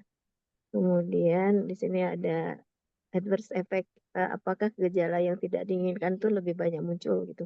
Kalau tidak muncul 0, kalau muncul muncul banyak itu 4 gitu. Nah, di sini ada macam-macam ya. Perbaikan dari gejala sebelumnya ada anxiety, kecemasan ya, perhatian, kognisi ya, kemampuan berpikir, konstipasi. Mungkin ini Ayah Bunda kalau berminat ya sebenarnya tinggal dibuka aja jurnalnya ya. Mungkin mau dilihat satu-satu kah? Tapi memang tidak semuanya itu 100% sudah pasti ya namanya penelitian ya. Wah yang ini pasti bagus. Jadi kadang-kadang kalau orang Indonesia itu kan suka sakti-saktian gitu ya. Kalau ini pasti bagus. Kalau itu jelek. Sementara setiap orang itu bereaksi berbeda begitu ya. Nah ini mungkin silakan Ayah Bunda cermati berbagai gejala yang improve itu berarti gejala yang ada berkurang. Kalau adverse effect itu munculnya gejala-gejala tadi gitu ya. Ya, oke. Slide selanjutnya. Nah, kemudian dari respondennya di sini ada 818 responden. Di sini memang juga membandingkan dengan yang diberikan eh, terapi diet, ada juga yang tidak dan juga membandingkan dengan nutrisiokel. Secara umum sebetulnya memang diet ini lebih unggul ternyata dibandingkan dengan pengobatan itu dari penelitian ini ya. Di sini ada yang menggunakan diet 486, ada juga yang tidak menggunakan dia 332. Nah, memang kelemahan dari review ini kan sebetulnya berasal dari berbagai penelitian begitu ya, seperti meta-analisis atau systematic review begitu. Di sini yang diambil di semua usia, sehingga memang kalau kita mendapatkan hal bagus dari penelitian ini, belum tentu itu bisa diterapkan pada ananda kita yang usianya masih muda gitu ya. Jadi ini diversifikasi usianya banyak. Kemudian bagaimana kondisi klinisnya ya, ada macam-macam. Ini data diambil dari primary caregiver, berarti biasanya orang tua ya, atau mungkin juga yang dia sudah mandiri. Kemudian bagaimana spektrumnya dan kemudian riwayat perkembangannya seperti apa, macam-macam ya. Jadi memang setiap situasi berbeda. Slide. Nah, kemudian beratnya gejala ya uh, pada usia 3 tahun dan yang terakhir, kondisi terakhir. Memang kondisi terakhir ini ternyata makin banyak gitu ya gejalanya, makin ke sana. Nah ini pemberian obat. Slide, mungkin kita nggak usah lihat yang pemberian obat. Slide, ya. Nah jadi ada 13 jenis diet. Ini ada yang memberikan overall benefit yang besar, ada juga yang tidak terlalu besar, tapi tidak terlalu besar apa istilahnya kisarannya gitu ya. Kemudian terjadinya reaksi yang tidak diinginkan, ini kebanyakan enggak dan kecil. Jadi kalau 0 itu tidak ada gejala, kalau 4 itu sangat-sangat mengganggu gitu ya. Nah ini kebanyakan di bawah 1 ya. Jadi kecil ya adverse effect dari pemberian diet pada anak autis. Nah, net benefit itu keseluruhan. Nah, di sini juaranya healthy diet ternyata ya. Kemudian nih ada jenis-jenis diet yang lain. Nah, kita mungkin coba lihat ya seperti apa sih jenis-jenis diet yang lain itu. Slide. Ya, slide, slide, slide. Terus this. Mungkin agak. Nah, ini yang menggunakan dietnya. Ini juga macam-macam. Memang juga nggak bisa disimpulkan 100% ya.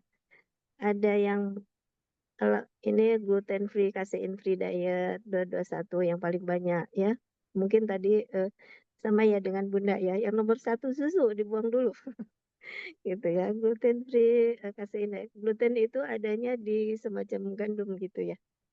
Jadi dia proteinnya kan sumber karbohidrat di alam itu mengandung protein. Seperti nasi juga ada proteinnya, tapi pada gandum itu ada spesifik protein namanya gluten ya. Memang itu mungkin metabolismenya yang akhirnya mengganggu pada beberapa orang. Nah ini beda-beda ya yang digunakan oleh responden. Slide. Ya. Nah di sini dilihat data berdasarkan gejalanya yang paling banyak mana yang akan berkurang gitu. Seperti misalnya agresi. Itu ternyata diet Feingold yang paling tinggi. Dia mengurangi gejala agresi.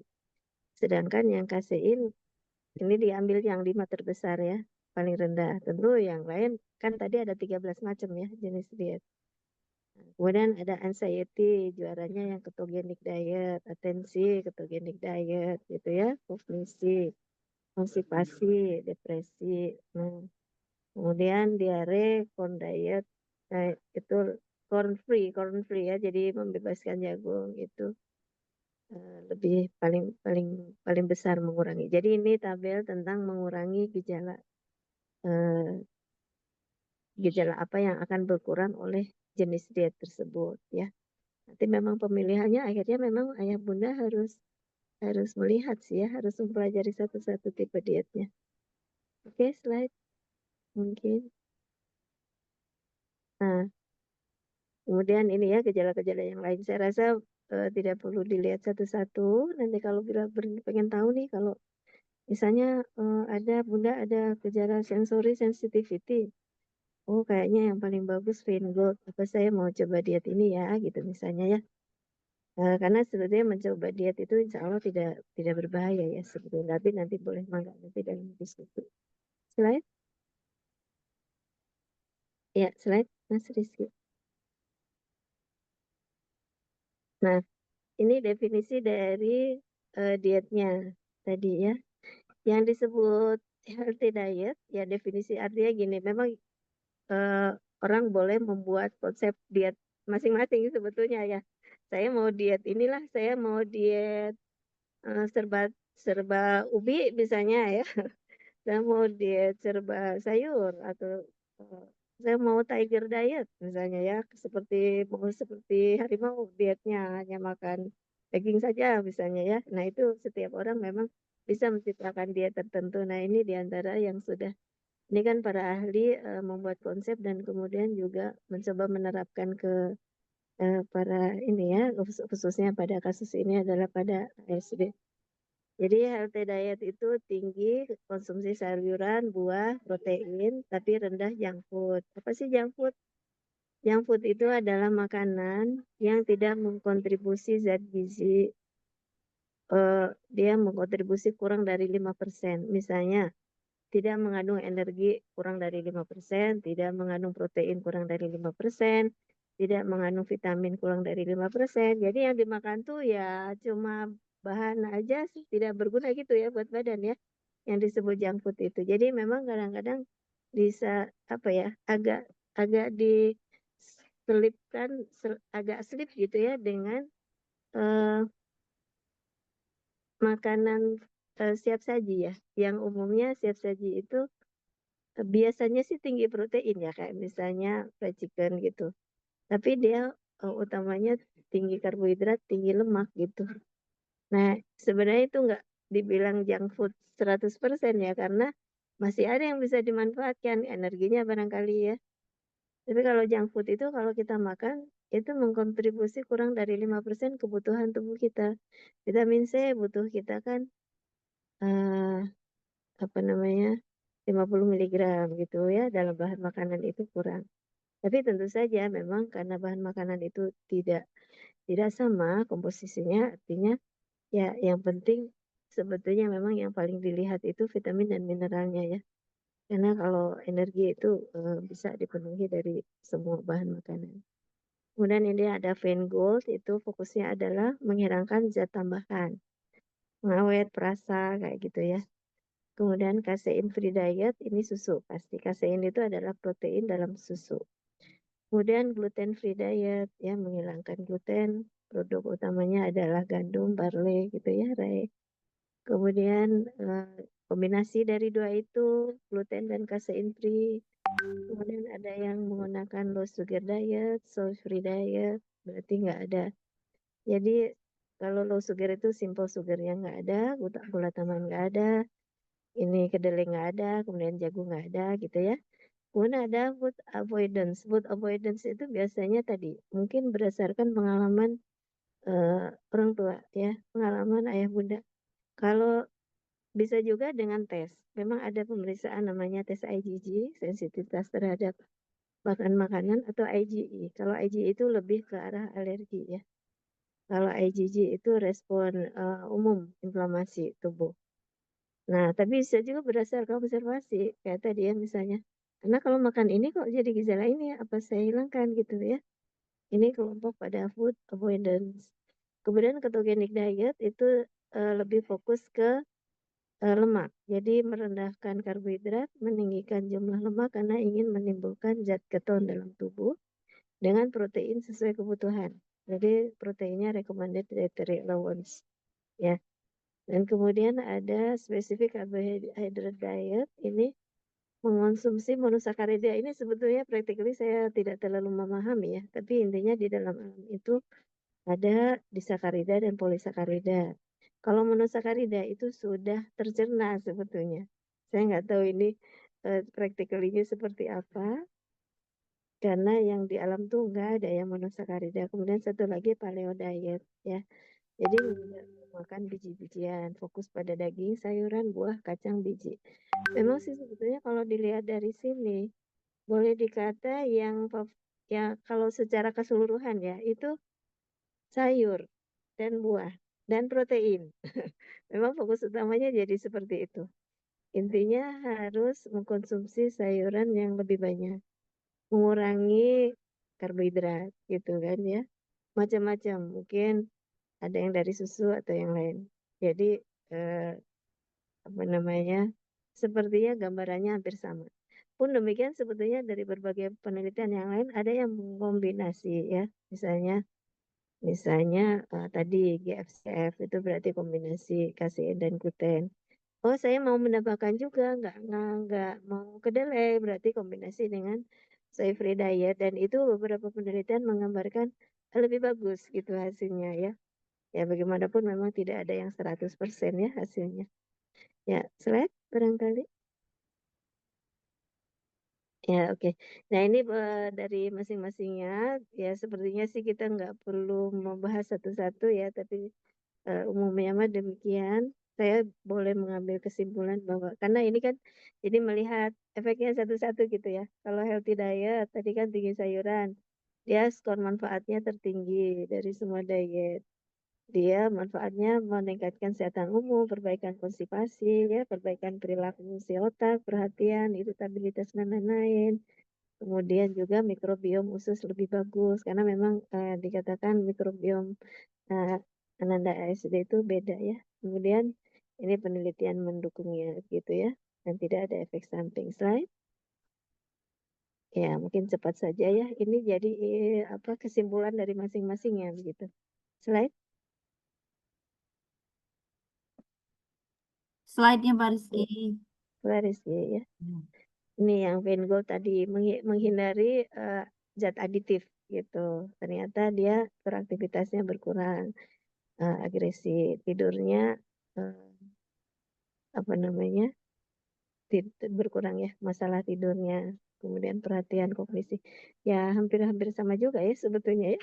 Selain mungkin saya akan stop saja untuk di sini. Saya rasa karena akhirnya kan kita memang akan melihat statistik begitu ya, bahwa ada jenis mungkin buat ayah bunda fokusnya adalah kalau memang ingin menentukan suatu diet tertentu berarti harus dipahami si jenis diet tadi seperti apa gitu kan polanya, yang itu ada penjelasannya. Mau kayak tadi apa namanya pengalaman ya dari bunda tadi berdasarkan itu mungkin slide lanjut itu berdasarkan observasi berarti ya kalau pengalaman gitu ya. Oh iya, saya lihat nih kalau makan ini jadi lebih susah tidur. Ya saya sendiri memang boleh dikata sedikit pengalaman. Salah satu yang saya nggak pernah lupa itu dok kalau dia makan beras merah itu konotasinya karbohidrat kompleks ya. Itu dia lebih tenang tidurnya. Kalau beras putih dia lebih gelisah gitu tidurnya. Ya mungkin hanya sekedar itu ya yang ya kebetulan mungkin spektrumnya tidak tidak banyak kan kondisi apa istilahnya keluhan simptom gitu ya. Tapi bundanya mengenali seperti itu. Ya tentu itu boleh dikata sudah sesuai ya. Boleh Mas Rizky boleh di close apa istilahnya ininya Slide-nya di share screen-nya ya, share screen-nya boleh di close saja. Dok, nanti minta materinya dok, banyak yang minta Boleh nih. boleh. Ini silakan nanti jurnalnya juga sebenarnya udah ada juga di slide-nya. Mangga kan sudah saya bagi ke Pak Rizky ya. Boleh di close saja Pak Rizky. Pak Rizky di close aja. Mm-mm. Nah, ditutup aja ya. Ya, Mungkin ini ditutup aja Pak semuanya Rizky. semuanya ditutup aja. Sudah selesai apa namanya PPT-nya Pak Rizky, mungkin ditutup. Ya biar dibaca aja nanti Iya. selanjutnya. Karena banyak ya kalau mau diomongin satu-satu juga. Ya slide apa namanya close aja Pak Rizky. Pak Rizky di close Namanya aja. Ya. ya jadi stop share ya. Ya Dok, kita jadi langsung langsung ke pertanyaan aja nih dok. ya jadi saya rasa mungkin kan juga pada akhirnya sebenarnya saya boleh mengatakan kesimpulannya sama ya dari semua jenis tadi, utamanya adalah memang sih kalau misalnya saya hanya corn free diet berarti ya makan yang lain-lain juga tapi nggak mau jagung gitu, jadi hanya menghindari satu. Oh, saya mau gluten free diet. Oh, berarti yang mengandung gluten. Saya mau kasein free diet. Oh, berarti nggak mau susu. Saya karena kasein utamanya di susu ya. Di bahan lain boleh dikata nggak ada atau diabaikan. Saya mau ketogenic diet. Nah, ini mungkin perlu dibantu karena harus menghitung ya berapa banyak minyak yang akan dipakai karena dia meningkatkan minyak, menurunkan karbohidrat yang targetnya adalah menimbulkan benda keton gitu. Jadi muncul benda keton. Nah, itu perlu perlu target tertentu. Tapi beberapa pengalaman juga kan biasanya yang paling sering kita pakai diet ketogenik itu untuk kejang ya. Untuk kejang yang intractable ya beberapa ada yang ASD mungkin ada yang dengan kejang. Itu kadang-kadang belum mencapai ke target ketogenic diet juga sudah ada perbaikan klinis sometimes begitu ya. Ya, ketogenic diet itu lemak 3 gram, karbohidrat dan protein hanya 1 gram. Itu yang 3:1 atau bahkan bisa 4:1. Jadi hampir semuanya itu minyak. Ya, kemudian tadi ya ada diet paleo dan lain-lain ya. Jadi nanti boleh disilakan ayah bunda boleh pelajari jenisnya apa. Mau berdasarkan pengalaman berarti itu namanya food avoidance ya, penghindaran terus sesuai dengan apakah mau diperiksa IgG ya lumayan mahal sih ya kalau diperiksa. Tapi mau berdasarkan observasi juga ada juga penelitiannya gitu ya. Jadi eh, mana yang akan dipilih? Nah tentu saja yang namanya intervensi itu pasti ada Nah, evaluasinya. Jadi setiap tindakan kita itu harus kita nilai. Yang pertama, acceptability. Dedeknya bisa nggak nerima tipe dia tersebut. Mungkin kalau berdasarkan observasi kan berarti ayah bunda mesti utamanya kalau saya sering pesankan itu catat. Catat. Karena seringkali polanya nggak langsung kelihatan. Makanan apa yang bikin em, mengurangi gejala atau malah menambah gejala, memunculkan gejala gitu. Tapi kalau rajin catat, nanti akan ketahuan. Kayaknya tiap ini deh gitu ya. Nah, nanti kita mau menghindari itu kah? Sebetulnya juga nggak susah ya kalau nggak usah makan martabak mah. Ya udah, jangan ada martabak. Misalnya salah satunya itu ya. Nah, kemudian eh, apa namanya? Eh, nomor satu acceptability. Bisa nggak dari rancangan kita Ananda bisa nerima. Kemudian toleransi. Ya, setelah dengan diet tertentu tersebut, bagaimana toleransinya? Apakah ada gejala? Ya tadi utamanya terhadap klinis autismnya atau mungkin kalau toleransi itu bisa ke saluran cerna, bisa alergi ya. Dan namanya intoleransi ada alergi ya. Eh, atau mungkin mual, muntah dan seterusnya ya kayak diet ketogenik itu tidak mudah ditoleransi. Kemudian baru efikasinya. Jadi kalau sudah bisa diterima, acceptability-nya bagus, toleransinya bagus, baru kita bisa melihat nanti efikasinya. Oh, ternyata bisa memang memberikan manfaat. Utamanya juga jangan lupa bahwa kita harus memantau pertumbuhannya juga gitu ya. Ini nanti dietnya begini, jadi makin kurus bisa jadi ya, misalnya seperti itu. Nah, itu harus diperhatikan. Mungkin demikian, Mbak Cika. Terima Ya, kasih kesempatannya. Barangkali nanti mudah-mudahan lebih banyak didiskusi ya. Terima kasih perhatiannya. Mohon maaf bila ada yang tidak berkenan. Assalamualaikum warahmatullahi wabarakatuh. Waalaikumsalam warahmatullahi wabarakatuh. Masya Allah, Dok. Ini materinya saya sampai berasa kurang nih, Dok, waktu. Luar biasa loh, Dok. Maksudnya gini, banyak banyak kan, maaf ya, maaf sama teman-teman semua. Kita kan kadang, apa ya, melihat diet itu fanatisme banget ya. Oh, dietnya anak digeneralisir, dietnya anak harus ini gitu. Nah, saya melihat di materi ini justru kita bisa memilih loh gitu dietnya. Jadi anak kan beda-beda reaksinya ya, Dok, ya terhadap makanan sehingga justru yang dibutuhkan itu pengamatan kita, perhatian kita tadi ya, Dok, ya, asah asih gitu ya, perhatian kita terhadap anak yang tadi ditulis. Saya setuju banget, Dok, gitu. Jadi ditulis anak kita, intoleransinya terhadap makanan apa. Kalau misalnya nih, gluten di anak A dengan di anak B reaksinya berbeda, ya mungkin dietnya berbeda gitu. Dan yang dokter kirim tadi pemaparan tadi itu kita bisa pilih loh dietnya, bisa diet ini bersamaan dengan ini. Masya Allah saya terang benderang nih Dok gitu. Jadi, oh iya ya, dia itu nggak harus sama sama orang lain gitu.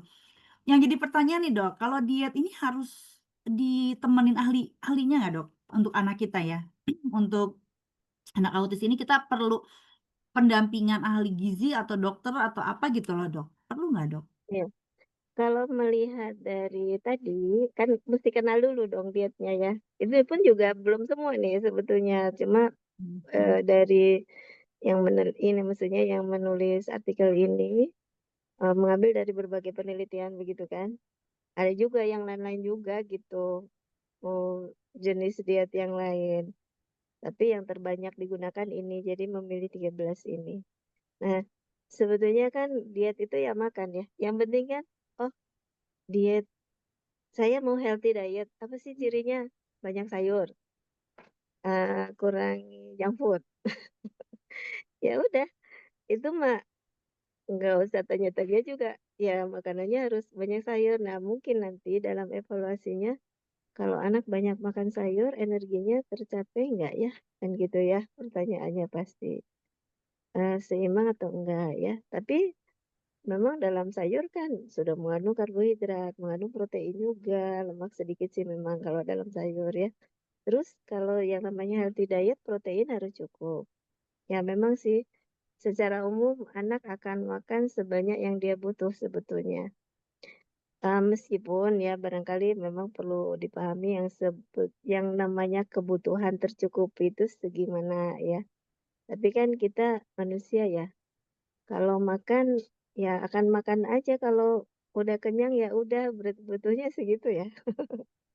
Jadi Hmm. ada kalanya saya mau menghindari jagung aja, ya udah makan aja, pokoknya nggak jagung, kan seperti itu sebetulnya nggak perlu konsultasi khusus ya. Jadi ada Ah, hal-hal yang mungkin mudah dilakukan secara sederhana, ya kerjakan aja sesuai dengan tipe dietnya pengen apa sih gitu ya. Katakan tadi menghindari susu, menghindari gandum, kan tadi berarti kombinasi gluten free dan casein free gitu ya. Pokoknya yang itu. Oke, ya kerjakan, ya berarti makan yang lain kan gitu ya. Atau tadi sebenarnya kombinasi ya pengalaman Buddha tadi ya, menghindari gula sederhana. Kombinasi kan berarti ya. Ya itu dilakukan juga karena berarti tipenya yang mana tadi? Tipenya yang food avoidance sebetulnya. Kan gitu ya. Jadi istilahnya alamiah saja kita makan. Kalau kita pengen pola tertentu mah enggak. Tapi kalau ketogenic diet gimana ya? Nah, saya nggak tahu ketogenic diet itu mesti apa yang dimakan. Ya berarti terpaksa perlu konsultasi kalau seperti ah, itu. oke. Jadi ada yang sesederhana, ya udah ikutin aja polanya. Ada yang ya kalau yang namanya diet ketogenik 3:1 teh kayak mana? Lemaknya segimana? Ya itu terpaksa konsultasi ya. Seperti itu. Nah, nanti tentu saja kalau Ananda kan pasti ada pemantauan tumbuh kembangnya. Ya, itu dimanfaatkan untuk kesempatan ya untuk konsultasi mungkin spesifik. Tapi kalau misalnya memang ada kesulitan gejala, jadi tadi acceptability nggak bagus, toleransi nggak bagus, ya apalagi mungkin aplikasinya jadi nggak bisa didapat, ya, ya mungkin perlu supervisi ya, supervisi dari ahlinya. Ya, Dok, satu mungkin. pertanyaan lagi nih, Dok. Ada tadi pertanyaan yang bagaimana memulai diet ya untuk anak nih. Tapi ibunya masih bolong-bolong nih, udah mulai nggak tegaan mungkin gitu ya, Dok. Itu dilanjutkan atau eh, percuma ya, Dok gitu. Misalnya diet tapi ada yang nggak konsistennya gitu, makanan yang nggak boleh masih dilanggar dikit-dikit. Itu gimana, Dok? Sebaiknya gimana Ya, gitu? Percuma nggak dietnya eh, gitu, Dok? ya sebetulnya mungkin tergantung jenis dietnya, tapi juga ada kalanya seseorang itu toleransi ya dengan suatu kondisi tertentu. Misalnya ternyata bagus dengan ketogenic diet. Setelah 2 tahun gejalanya berkurang, terus setelah itu nggak terlalu bermasalah gitu. Kalau dietnya kembali lagi berubah. Nah, memang ya masalah konsistensi itu kan gini, masalahnya kita nggak pernah bisa memastikan bahwa suatu makanan tertentu itu pasti memberikan akibat tertentu. Itu nggak bisa. Yang ada adalah sebetulnya pemahaman secara umum. Kita nggak boleh berlebihan terhadap suatu jenis makanan tertentu, apapun itu. Apapun kondisi kita juga. Saya nggak apa-apa metabolismenya saya bagus. Tiap hari saya makan martabak. Nggak boleh. Gitu. Memang sudah ditetapkan ya sesuatu itu sedang-sedang saja. Dan prinsip utama dalam konsep makanan itu eh, tidak ada satupun sumber bahan makanan yang memenuhi seluruh kebutuhan kita. Jadi kita nggak bisa memakan hanya satu jenis makanan. Kemudian dalam bahan makanan itu akan selalu ada zat-zat yang mungkin memberikan dampak negatif, apapun itu. Jadi kalau misalnya saya makannya cuma beras nasi aja, pasti akan ada efek negatif dari itu. Gitu. Sehingga manusia itu boleh dikata apa ya, makhluk paling rentan ya. Jadi mudah kekurangan dan mudah kelebihan, mudah terpengaruh oleh apapun yang ada dalam makanan. Jadi kita harus mengkombinasi selalu. Jadi kayak misalnya sayur ya macam-macam sayur. Sayur yang tuber itu relatif lebih tidak memberi, tuber itu kayak wortel, labu gitu ya. Itu komposisinya mendekati ke karbohidrat yang tidak tidak terlalu berlebihan di satu kandungan tertentu gitu ya. Tapi nanti ada kayak misalnya tangkil, oh ternyata ada mengganggu metabolisme yodium misalnya.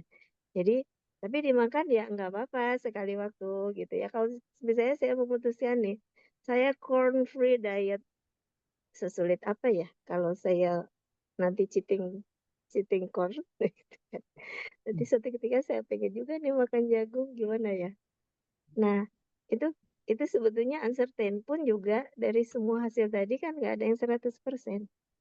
Oh, ini akan menghilangkan anxiety 100%. Pastinya akan mengurangi.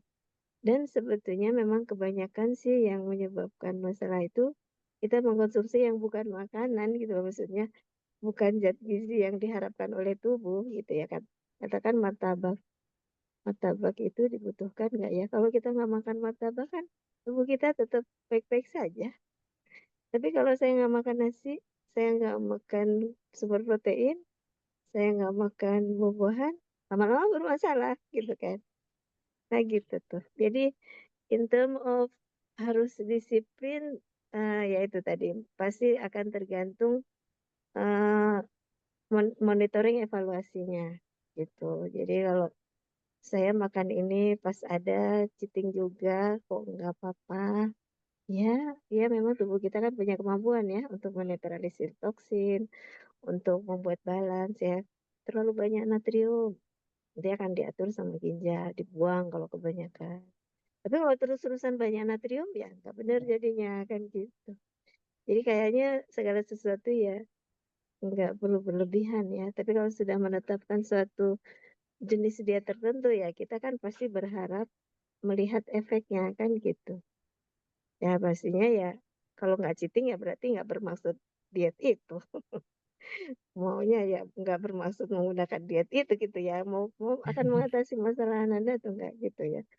Nah, Kalau jadi kembali karena kan ke mm, individunya ya, tujuannya ya dan ya, kan mau diet apa enggak gitu. dan memang kan kondisinya ya sampai dewasa ya sebetulnya mau autis atau enggak ya seseorang itu kan diberikan usia mungkin sampai kapan kan menjalani hari-hari itu apa mau dimakan ya sebaiknya memang dipikirkan ya diperhatikan gitu. Ya nggak cuma yang ASD itu semua juga begitu. Ya citing-citing kali adalah tubuh kita bisa kok menetralisir toksin gitu. Ya, ya begitu ya. Barangkali sesuai dengan Ya, pengalaman tadi ya, makan sekaleng wafer gitu. Ya, terus timbul gejala ya. Ya begitulah ya, karena berlebihan di suatu bahan makanan tertentu. Mungkin gitu ya, Mas ya. Cika. Semoga Alhamdulillah, menjawab. makasih banyak dok. Teman-teman, karena pertanyaannya untuk ke Buria sudah dijawab di chat, jadi mungkin sudah terjawab semua ya, Buria ya. Dan untuk yang ke dokter, saya punya banyak pertanyaan nggak jadi karena sudah terjelaskan ternyata dari awal sampai akhir sama dokter sudah sangat-sangat jelas dipaparkan. Jadi saya tidak nanya lagi nih gitu ya. Teman-teman juga tampaknya hanya pertanyaan yang minta kapan dikasih slide. Jadi kayaknya mungkin eh, sudah terjawab oleh dokter dan kita tinggal menjalankan. Jadi mungkin diet untuk anak kita yang ASD mungkin kita tidak perlu banyak apa ya melabel seolah anak ini ASD. Ternyata eh, semua manusia butuh hidup sehat ya dok ya. Dietnya disesuaikan dengan kondisi kita, kondisi anak gitu ya. Diamati anaknya cocoknya yang mana, bisa dikombin juga gitu ya dok ya. Dan pengalaman Ibu Ria mungkin juga sama dengan yang disampaikan dokter bahwa pengalamannya yang tadi eliminasi ya bahwa oh yang ini dia nggak bisa, yang ini nggak bisa karena sulit tidur. Mungkin ada anak ASD yang anak saya pernah ngalamin sulit tidur tapi hanya sebentar gitu ya. Dan memang waktu itu nggak diet gitu, hanya diperbanyak aktivitas olahraga dan lain-lain, akhirnya masalah pola tidurnya selesai. Dan anak saya picky eater, jadi mungkin makanan-makanan yang anak lain makan, anak saya emang nggak makan sehingga mungkin masalah program tidurnya lebih cepat teratasi gitu. Yaitu yang tadi ya dietnya bermacam-macam tergantung dengan kondisi anak. Oke, kalau gitu waktu sudah di penghujung ya. Udah sebentar lagi azan zuhur, kita juga mau istirahat. Dokter juga mungkin mau istirahat ya, sedang Ya, pemulihan. Bu Ria, dokter, saya mengucapkan banyak banyak terima kasih mewakili teman-teman dan juga empati yang sudah menyediakan waktunya untuk sharing ke kita. Eh, Bu Ria sehat selalu, Anandanya sehat selalu, tetap semangat, dan semoga positif vibe-nya Bu Ria nih, Masya Allah, wajahnya cerah gitu ya, bahagia gitu kayaknya. Semoga menular ke kita-kita yang suka stres gitu ngadapin anak gitu ya. Dan semoga ilmu yang dokter share ini, Masya Allah dok, bagus banget. Saya sampai jadi paham nih untuk anak saya yang ADHD nih, kalau kakaknya udah selesai gitu ya problemnya gitu. Jadi terima kasih banyak dok dan teman-teman semua. Semoga bermanfaat ilmu hari ini buat tim empati juga terima kasih sudah menyediakan apa namanya materi ini apa webinar ini sehingga bermanfaat bagi kita semua. Saya ucapkan terima kasih. Assalamualaikum warahmatullahi wabarakatuh. Kita tutup hari ini. Selamat Waalaikumsalam. siang teman-teman semua dokter. Terima kasih. Mbak Cika tadi ada Ya. yang berkenan mau open mic. Ini ada pertanyaan Oh, masalah latos. oh, Kalau terakhir tidak boleh deh, boleh diperkenankan, terakhir ya. Boleh, boleh, boleh. Maaf, maaf, nggak kebaca Bu Ida. Maaf, maaf ya. Saking saya amazing sama dokter. Boleh Pak Rizky, boleh siap. ya? Sebelum ditutup, boleh nggak Pak Rizky? Mana Pak Rizky? Silakan Bu Ida, boleh deh satu. Boleh, boleh Iya, satu. alhamdulillah akhirnya boleh. Maaf, maaf ya, maaf, Oke. maaf. Iya, soalnya saya lihat tuh pada semangat gitu ya. Saya juga semangat. Soalnya jadi kalau menulis kayaknya nggak bisa gitu, harus harus semangat juga dengan open mic gitu. Maaf ya. Ya, begini Ibu, anak saya ASD ya, 19 tahun, mungkin mirip dengan putranya Bu Ria ya. Kita seangkatan lah ya, kurang lebihnya perjuangannya mirip lah ya seperti apa gitu. Saya bisa merasakan itu. Yang ingin saya tanyakan seperti ini, Bu. Dulu anak saya itu kan ini ya, apa kalau makan coklat itu dia mimisan, sama seperti putranya Bu Ria tadi kan makan wafer gitu ya, dia langsung hiperaktif gitulah. Nah, tapi sekarang dia ketika makan coklat tuh sudah tidak mimisan lagi gitu. Apakah metabolisme anak ASD ini akan ketika dia membaik gitu, apakah akan terjadi perubahan-perubahan sehingga yang tadinya mungkin berefek sekarang tidak gitu. Apakah itu ada hubungannya sama perbaikan metabolisme gitu. Itu yang pertama. Kemudian yang kedua, karena anak saya ini verbal ya, ketika saya tanya, ketika dia makan yang kita apa ya? Jadi dulu pernah ada masa ketika usia 5 sampai 6 tahun itu diet ketat CFGF SF ya, dan sekarang sudah tidak gitu. Nah, cuman dibatasi gitu aja, dibatasi, bukannya loss tapi dibatasi gitu. Boleh tapi tidak banyak. Nah, ketika saya tanya dia makan yang itu gitu ya, terhadap respon dia itu seperti apa? Apakah pusing atau bagaimana? Ternyata dia bilang kalau pusing tidak gitu, tapi mungkin lebih ke perilaku. Jadi perilakunya dia lebih aktif gitu. Dia bilang seperti itu gitu, dan mungkin agak susah tidur gitu. Dia bisa bicara gitu ya, menyampaikan apa yang dia rasakan gitu.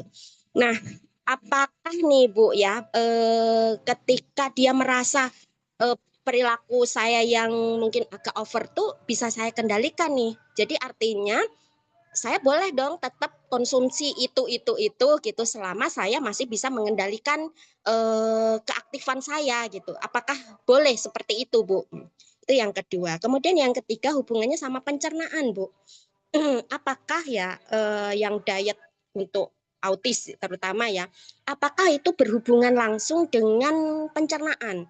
Karena anak saya bilang gitu, dia itu mungkin dia bilang sembelit ya, tapi saya pikir bukan sembelit juga. Jadi dia punya ada patokan setiap hari itu harus pup gitu.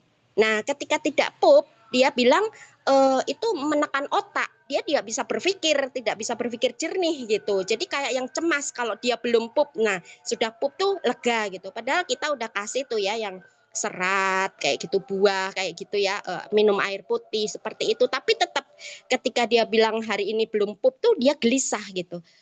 Terus kemarin saya coba apakah itu ada hubungannya dengan dia konsumsi yang itu gitu. Saya coba treatment kemarin tuh, coba ya kita seminggu nih kita benar-benar free itu gitu.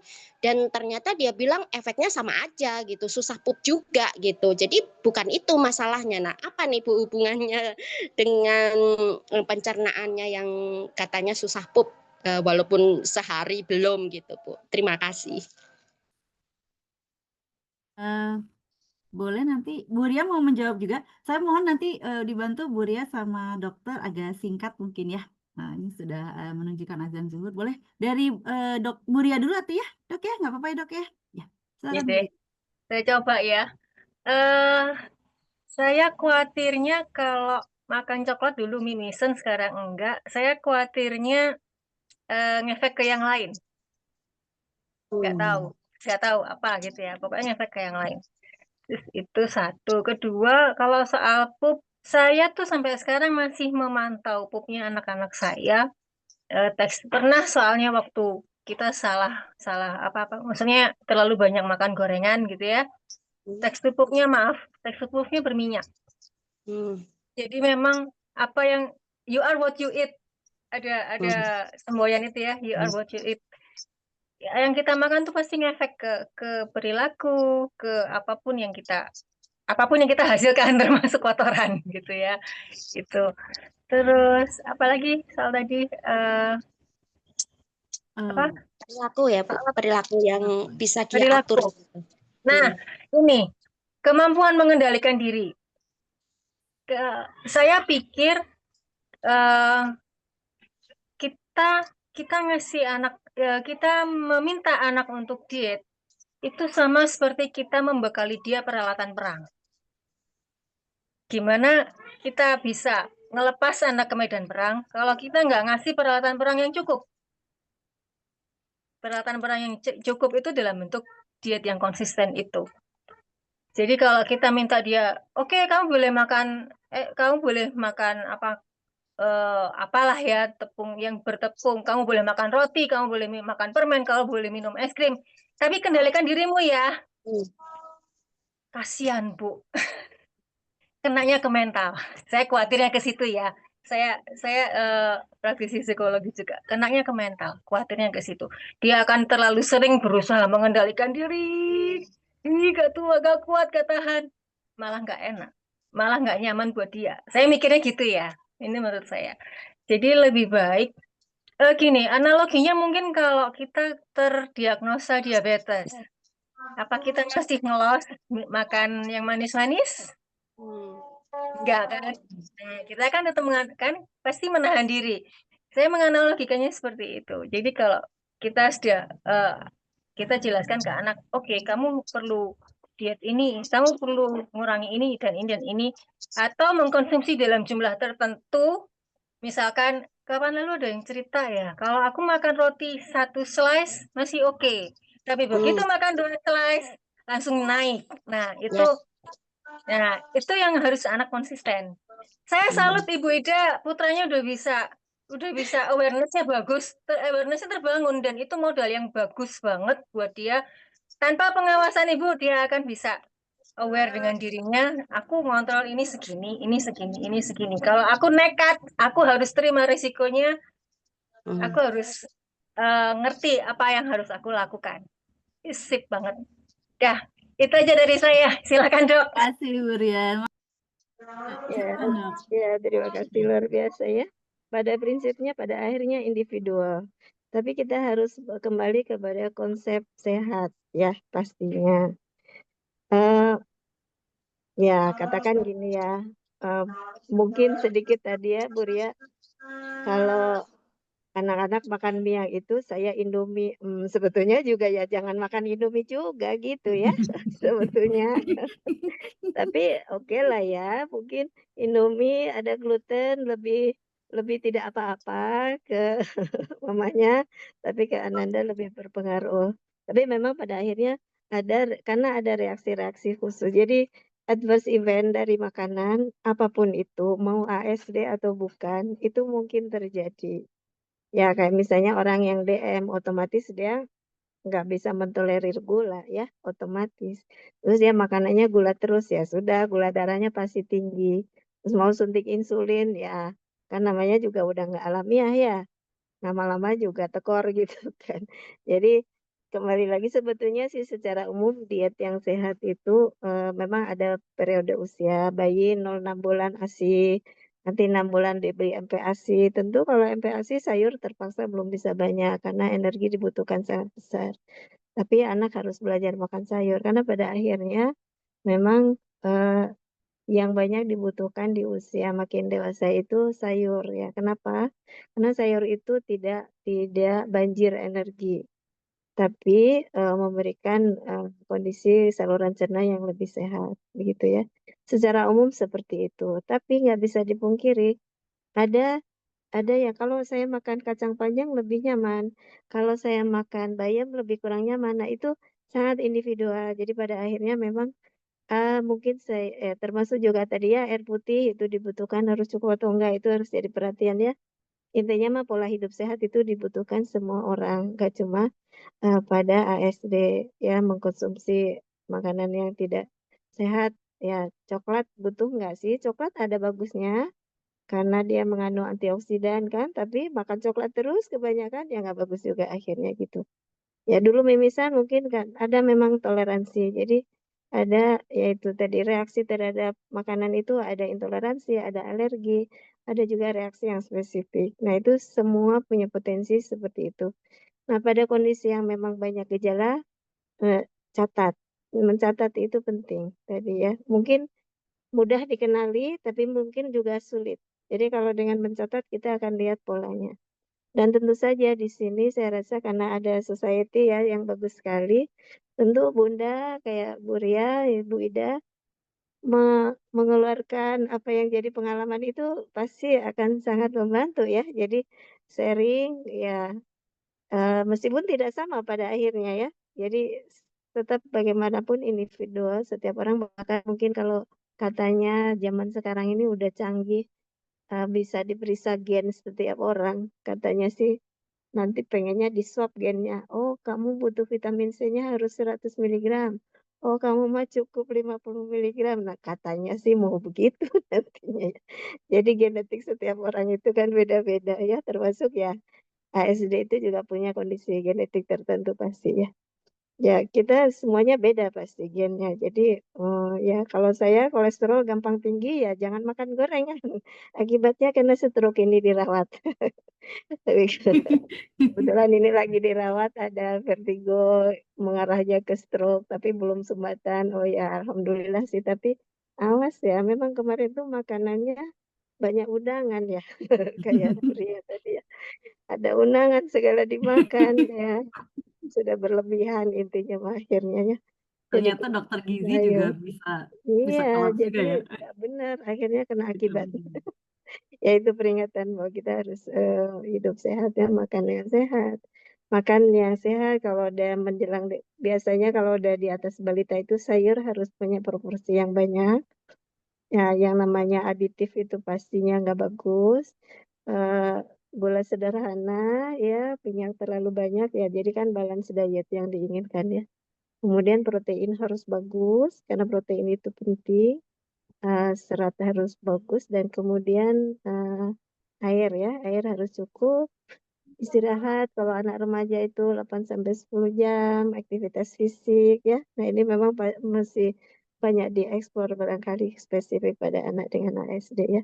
Tapi sumbangsi ayah bunda semuanya itu pasti bermanfaat insya Allah kalau di ini gitu ya. Ya semua pengalaman itu diekspresikan. Nah, nanti barangkali ada analisis khusus. Ya mungkin demikian ya intinya Terima kasih banyak dokter individualisasi Bu Ria. ada, tetapi prinsip umum itu juga sebetulnya ya yang namanya makan sehat harusnya begitu tuh ya kebutuhan semua orang begitu.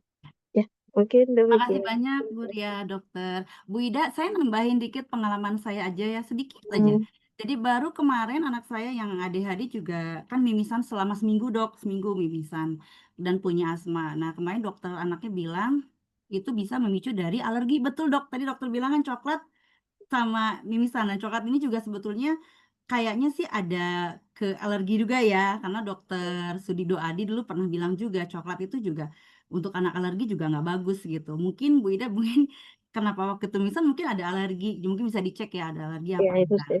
Mm, Tapi gitu. sebetulnya barangkali karena yang dikonsumsi bukan dark coklat. Karena kalau Ya, dark ya, coklat ya, itu coklatnya saja. Lebih banyak komponen susunya kan. Kalau ya, coklat ya yang betul dimakan betul anak-anak betul, tuh, ya betul betul ya betul jadi betul ya itu juga harus dicermati ya. Apakah betul coklat betul. keseluruhan atau dark coklat yang komposisi yang lain-lainnya kalau perlu yang memang nggak ada gulanya gitu ya. Ya, Ya pahit dok, ya, betul betul betul. asam ya Kalau rasanya di kalau dark anak-anak pasti coklat. coklatnya, Katanya ya ada yang mengatakan itu mm-mm. bagus ya. Ya betul betul. Iya.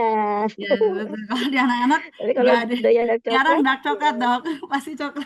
Pasti coklat yang udah ada mixnya gitu dok. Betul betul. iya Dan itu begitu. yang tadi cemas tidak pop itu mungkin Bu, maaf maaf banget mungkin dari rigiditas ya.